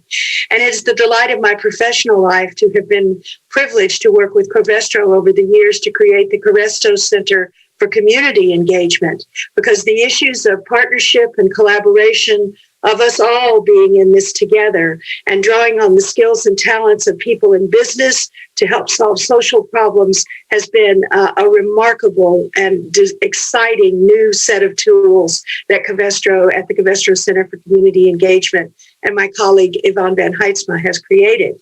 And we get our juice and we get our joy from people like Trish Gadsden and Josh Whiteside and Cynthia Wallace and a number of the leaders in this community who show us the way that we should live.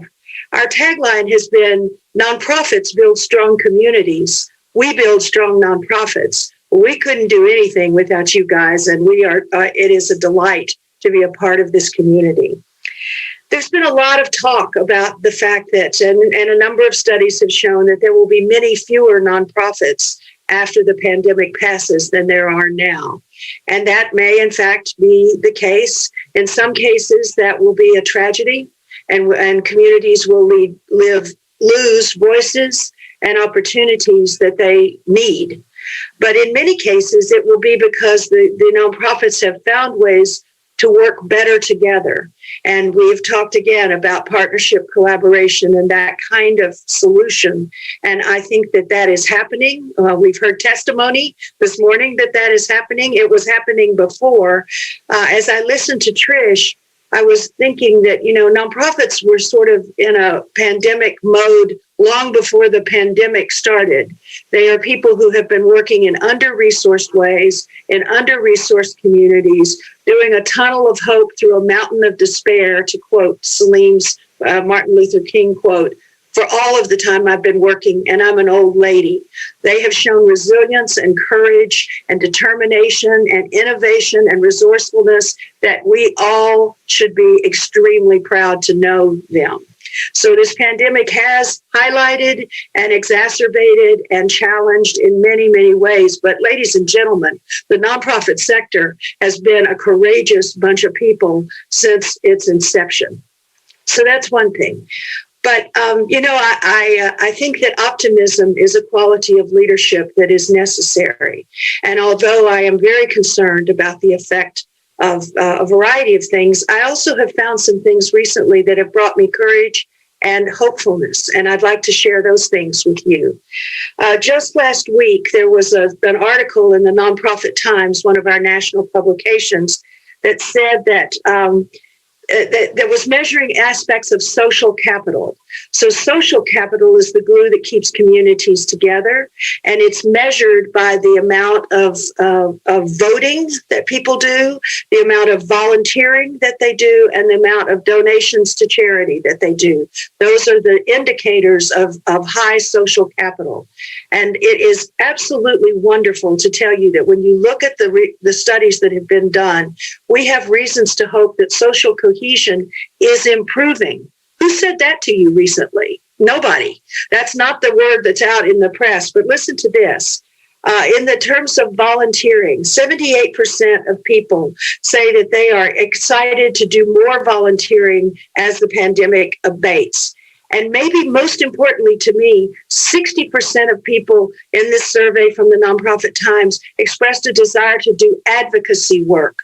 Nonprofits know things. They know important things. They live on the ground. They serve people directly, and they need to speak to policymakers the benefit of their direct wisdom.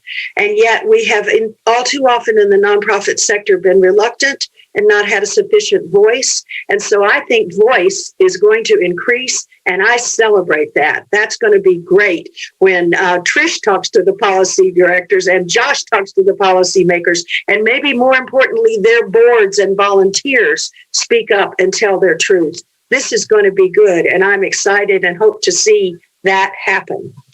So, of course, here we are just 3 weeks before our election, and we are inundated with information about voting. But voting is one of the keys of social cohesion and social capital. And, we've had 14 million people vote early already. I looked back in 2016, on this date in 2016, 4 million people had voted early. So there is every indication that we are about to have the biggest voter turnout. Got to tell you guys, I'm a Texan, And Austin, Texas was one of my homes. Pittsburgh is my home now, but Austin, Texas is also a home. 97% of the people who live in Austin, Texas are registered to vote. Is that not terrific? Celebrate those long lines. Celebrate those courageous people standing there waiting to cast their vote. They are voting. They are engaging in our community and saying we matter, our voice matters, and we're going to get it done. Donations. So the conventional wisdom would be we have a terrible economy. We have many millions of people out of work. Surely that must mean that donations are declining. And at the very beginning of the pandemic, there was a lot of worry that that was exactly what was going to happen. But guess what? Not so. We are 7.5% ahead of this time last year in the amount of money that has been donated to charity by Americans, and that is over $400 billion on an annual basis. We have seen a 12.6% increase in new donors, so people who have not given before are giving now. And we have seen a 45% increase in the amount of money donated by foundations to charities. We are seeing that here locally in our community with the foundation community stepping up and being generous to see that important organizations like Trish's and Josh's can be sustained through this time. And they are very concerned to see that that happens. But the social justice aspect, the hard, bright light that George Floyd's murder cast on the inequity that has been existing forever. I watched Isabel Wilkinson yesterday talk about caste. This is not a new problem, but it is a problem that has been thrown in high relief. One group of foundations has given $156 million that will only be given to organizations led by people of color. This is a sea change. In the past, when studies were done, 2% of foundation dollars were being donated specifically to organizations led by people of color. We are seeing real change, real recognition, and I hope real opportunity for the marvelous organizations that are being led by people of color. So, you know, the word was used, thriving, and it's a word that I have loved for a long time. And this issue around community engagement, engaging business people and nonprofit people and faith-based people and people who love their community and live and do their farming. We should remember that every time we create opportunity to volunteer and give, we are creating community that is strong and important. We are also seeing that younger people are citing socially responsible businesses as being the most important ways that they want to see the community thrive and grow. And Covestro is a leader in encouraging and modeling social responsibility. So we got a lot of good stuff to say. Let me close with this quote that I thought was particularly important. Tapping into the happiness that engagement brings people, we are reminded that getting involved in civic life will bring meaning, connection, and joy to their lives in these times when we most need it. Amen and amen. Here endeth the testimony. Very beautiful. Thank you so much, Peg, for sharing all of that with us. And I want to follow up quickly on one point. Although we were a little bit out of time, but I want to give Josh and Trish the opportunity to kind of expand a little bit. So with donations, we know how critical support is to your organizations, even pre-pandemic. And now more than ever, you guys are doing so much more, and definitely you need the support. So we know that December 1st is Giving Tuesday, the global generosity movement. Last year alone, it raised more than $2 billion in the U.S. Can you both quickly share with us how can folks support your organizations financially or otherwise to help you to continue doing the amazing work that you're doing in Pittsburgh?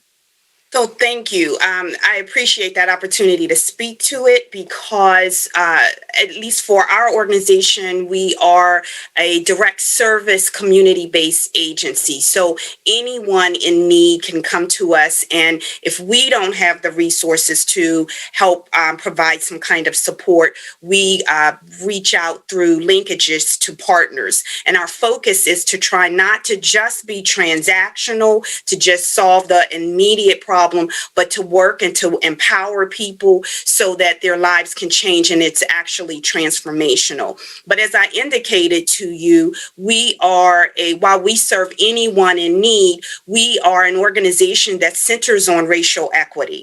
And so as a result, in addition to giving, I'm a nonprofit administrator, that's going to be my first answer. But in addition to giving, I'm going to ask all of us as community members to educate ourselves. One of the first, the earlier speakers today talked about the need to educate ourselves. And so I would challenge everyone to be critical thinkers and not blind believers. And so that requires us to take a deeper dive and to have a better understanding. I think it was earlier when we were talking about health disparities.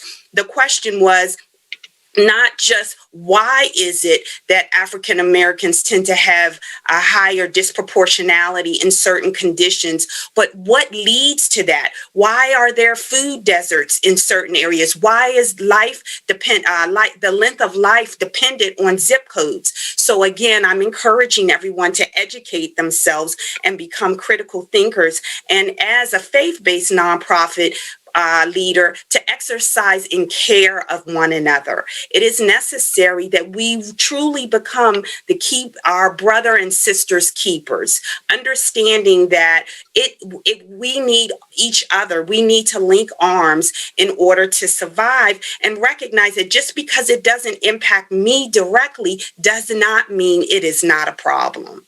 I'll yield to Josh at this point. Yeah, I'll start where the same place you did, Trish. In addition to the financial support, I think part of what makes the nonprofit value proposition so intriguing is that we can take $1 and we can turn it into much, much more than $1. So there's always the financial proposition. I think the second piece is what the Education Partnership does is we find excess reusable product and we put it into schools and classrooms. So last year, of the $6 million we deployed out to teachers and students, $5 million of that was donated material. When I think about what's happening societally with organizations transitioning to remote workplaces, there's a huge opportunity for those office supplies, for those resources, for those materials that used to seem so necessary to make sure that whenever this transition is happening to remote work, we're looking at what type of excess do we have in our lives. And we saw that play out throughout the pandemic in the form of technology, laptops and computers. We simply asked the community at large, if you've been holding onto a laptop, get it over to the Education Partnership so that we can prepare a student for what's coming in their education in the 2020-2021 school year. If more people can start to think that way and think of what do I have that can support a student, that's going to have dramatic impact. And then one thing that Peggy said that I want to elaborate on is just the advocacy and the voice piece. You know, now that there's this cultural awareness that that the inequity amongst schools and amongst zip codes is so vast, we cannot let that go. We cannot let the pandemic go by and then forget about the huge inequities that exist. So I hope that awareness piece sticks around, and people talk about it, and people recognize that this is a problem that shouldn't be there, and we can fix it. Thank you so much for sharing that. We are out of time, and unfortunately, we're not able to get to questions from the audience, but I will say keep sending in your questions. We'll make sure we get you the answers. I know that questions are coming in for you, Josh and Trish. We'll make sure we get in contact and get you an answer for you as well, Peg. Once again, thank you so much to each and every one of you for being part of this conversation, and have a great rest of your day. Bye. Bye.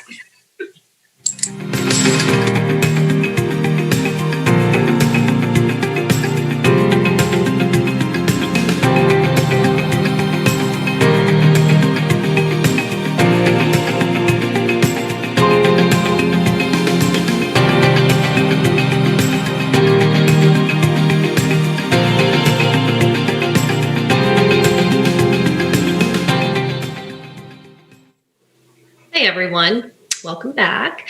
For our closing session today, we turn to another aspect of public health with the pandemic that is emphasized, and that's maintaining good mental health and well-being. With so many of us doing everything at home these days, school and teaching and work, and even our community involvement, engagement, and volunteerism has turned virtual in some ways. With all that, how can we make sure that we're staying connected with our families and friends and our colleagues and our coworkers? So joining me today to answer that question is Gabriella Citrone, the co-founder and lead for a relatively new initiative here called Embrace Pittsburgh.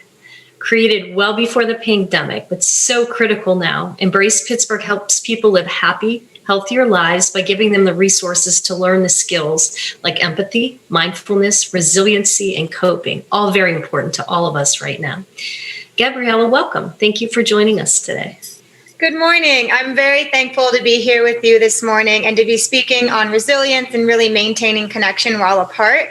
This pandemic has been extremely tough, but it's really brought opportunity to engage with us and with our self-care and our mental health. So thank you.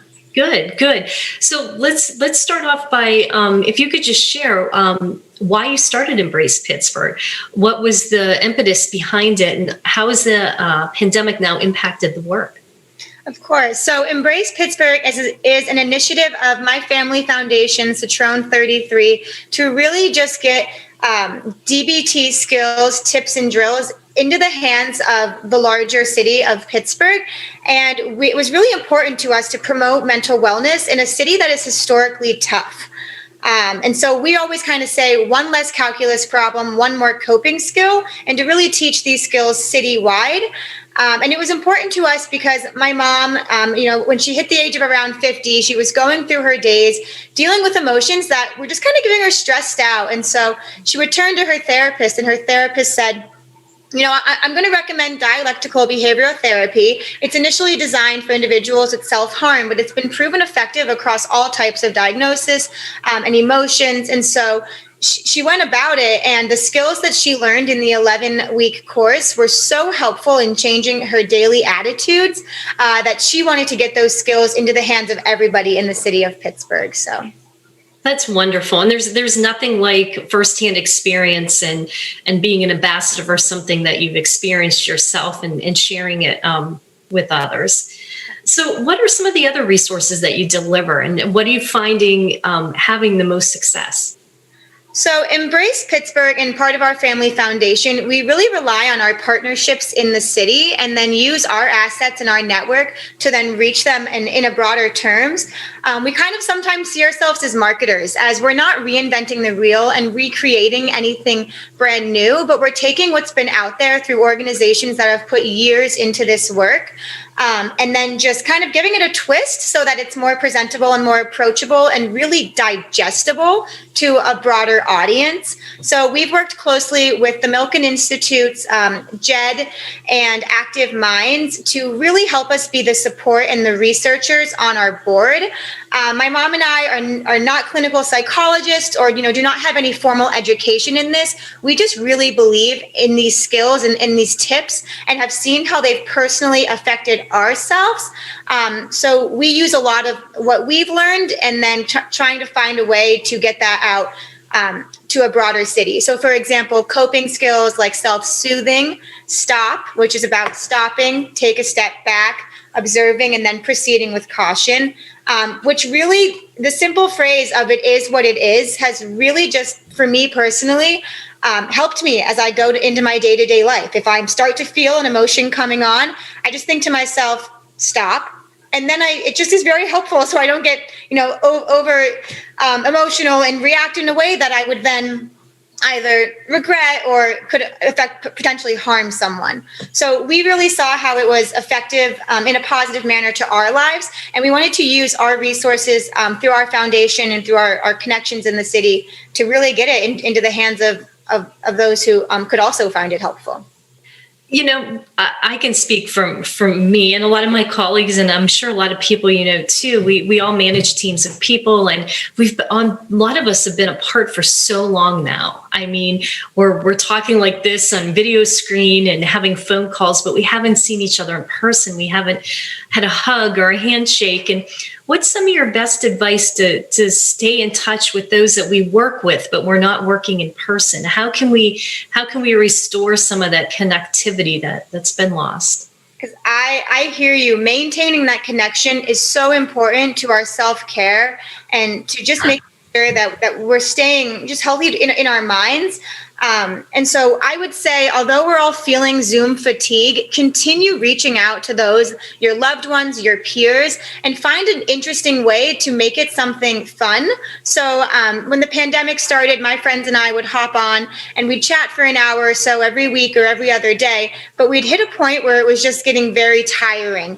So we started playing games or bringing in, this week we're going to chat about XYZ, and just kind of getting more of a purpose to our conversations. Currently, our work when the pandemic hit, our work with Embrace Pittsburgh, which initially, it has a broad audience to the entire city, so all demographics, all ages. We really flipped a switch, and we're now very much focusing on the college generation and young adults and how we can support them, and maintaining that extremely important aspect of your college experiences is the connections you make, the relationships you make, and really just discovering yourself. So we are trying to find ways to engage virtually and in safe spaces to make sure that those connections are still happening and that these students are still able to get those experiences where they can discover their interests and their passions and really grow themselves personally. That's so critical right now. I mean, a lot of the colleges and universities have been on lockdown. Some of them are doing a hybrid model and having some classes in person. Some are all virtual, and you have the student bodies who's used to gathering in food halls and in dorms and on weekends and social events, and a lot of that is forbidden now. So I'm just really interested. What are some of the ways that you are connecting? What are you finding amongst college students? How are they feeling about this? They seem to be a resilient group, but I'm sure that they are going through some feelings. Absolutely. I think this is a generation that we initially kind of titled as snowflakes, and what we have really seen is that this is a very resilient group because they are back on campus, and if they're not back on campus, they're still engaging with their schools online. And so our initiative is called Unpack You, and it's really to support this unique transition back to college amidst everything that's going on. And we call ourselves Unpack You because we're working with 9 universities and colleges in the Pittsburgh community to really have a plug and play model to support the universities in the tremendous work they're already doing to support their student safety. So we have 3 courses. Our initial orientation was just to really knowing that students are feeling overwhelmed and anxious about returning back to campus. So we distributed 20,000 Steel Safe kits, which included a face mask, hand sanitizer, and a resource card provided by our partners at JED for tips that if they start to feel overwhelmed. We also produced a PSA, including Pittsburgh star-studded talent that just kind of validated their feelings of it's okay to be feeling this way and to really have 2 feelings at the same time. You can be really anxious and upset about this really tough pandemic going on, and you can be just as anxious and upset that you can't go to lunch in your cafeteria. Currently, we're in our course that we call Unpacking Connection. So we're trying to find and event meaningful ways for these students to still unite on campus and really to make it fun. A lot of, I have a younger sister, she's a senior at Pitt, and a younger brother who just started at the University of Chicago. And over quarantine dinners, they would kind of argue about who had it worse. And the biggest thing that my sister was saying is, I have all these stressful courses. How am I still going to have the fun and the connection that was really helping me get through those stresses when I hit them? So we're hosting a variety of different events, and we're really letting the student voice lead us in this to really say, what would be most helpful to you? We hosted Unpack Q, which was a virtual trivia night for over 700 students across all 9 universities. So these students are now connecting not only with the peers at their own school, but the ones with only a few walks down the road. with those students. We launched a workout with Juju Smith-Schuster that you can do in the comfort of your own dorm room. So, no weights or anything needed. And Active Minds did a survey that showed that 59% of young adults are finding a decline in their activity levels today. So we thought that was something that was really important, is to show them. And we're continuing to plan more events like that. We're working on something that's going to be after the election, knowing that students came onto campus with a little bit of tension and anxiety. Maybe we've put that to rest slightly, but with this election coming up, that anxiety is going to come right back. So we're working with Adina Menzel to really let it go. And at the end of the semester, we're going to really have a celebration of resilience, kind of back around that Friendsgiving, to say, these students have made it through one of the most difficult college semesters known to date. Just congratulations for making it here and for really just being present. So we're going to be hosting a campaign and initiative around what are you letting go of 2020 and what are you going to really hope to work on or carry on to 2021. Gabrielle, just such wonderful, wonderful work. If you have a website or a link to resources, or maybe some people are listening and they have college students or they'd like to get involved, I encourage you to post it in the chat below so people can see that. That would be great. Definitely. We're on social, we're on web, unpackyou.org. We're also Embrace Pittsburgh, which was kind of what Rebecca mentioned in the intro, is embracepittsburgh.org. And that's where we serve more of the general population of Pittsburgh. One project I really do want to highlight, especially since we're speaking on resilience and maintaining connection, is over quarantine, we kind of put our minds to the work, knowing that mental health was finally really getting a spotlight in the causes and the dollars and the eyes on it, and realizing this is a very important aspect of our minds. We can't really, in order to take care of your body, you need to take care of your mind too. So we rallied up what we're calling the Little Black and Gold Book of Gratitude, which is a gratitude journal containing 33 quotes and reflection prompts from Pittsburgh Steelers, great past and present, from the mean Joe Green, who is now the grateful Joe Green, to Ben Roethlisberger. And it's a really great way to introduce the act of gratitude into those who wouldn't normally in a store pick up a gratitude journal. But gratitude is one of the skills that has been proven to show that can actually really lead to resilience. And so we're really excited to get that across the city. We've partnered with the Pittsburgh Community Food Bank this Thanksgiving season. So if you make a donation to the food bank, you can receive the Little Black and Gold Book of Gratitude. So we're really finding fun ways to kind of use our connections in the city and our network to teach these skills that a lot of our wonderful partners have done the research and the work behind for years. But we're putting a little fun twist to it. Good. Well, Gabrielle, thank you for all the important work that you're doing. Thank you for sharing that with us today.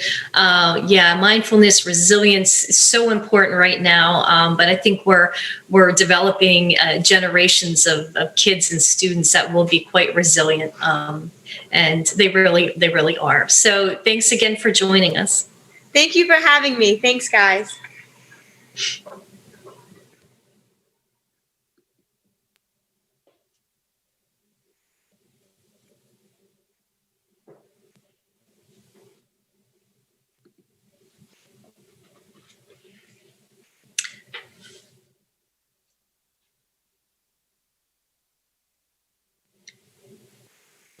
So that, I can't believe it, but that closes out day one of THINC30. I want to take the opportunity to thank everybody working on behalf of Covestro and the community behind the scenes, the technical people, everyone in communications, and all of my team that was instrumental in putting this together. And thank you to all the speakers and panelists for joining us. Such great things we talked about today. We're capturing a lot. We captured a lot from chat. We will follow up with all of you, all of the attendees. You will get a survey, and you'll also get a little bit of a recap of everything that happened. So look for that information to come at some point. We hope you can join us next week. We have 2 more phenomenal sessions on really important topics. This is when I'll just remind you that we would love to have you join the breakout rooms. Again, you can go into chat now. I think maybe Ben has put the link in there in case you get kicked off that you can use. If not, again, you may be prompted to take a survey, but it's not a survey. It's what will actually put you into the breakout. We appreciate all of you being here. We look forward to hearing from you, and we look forward to seeing you again next week. Thank you.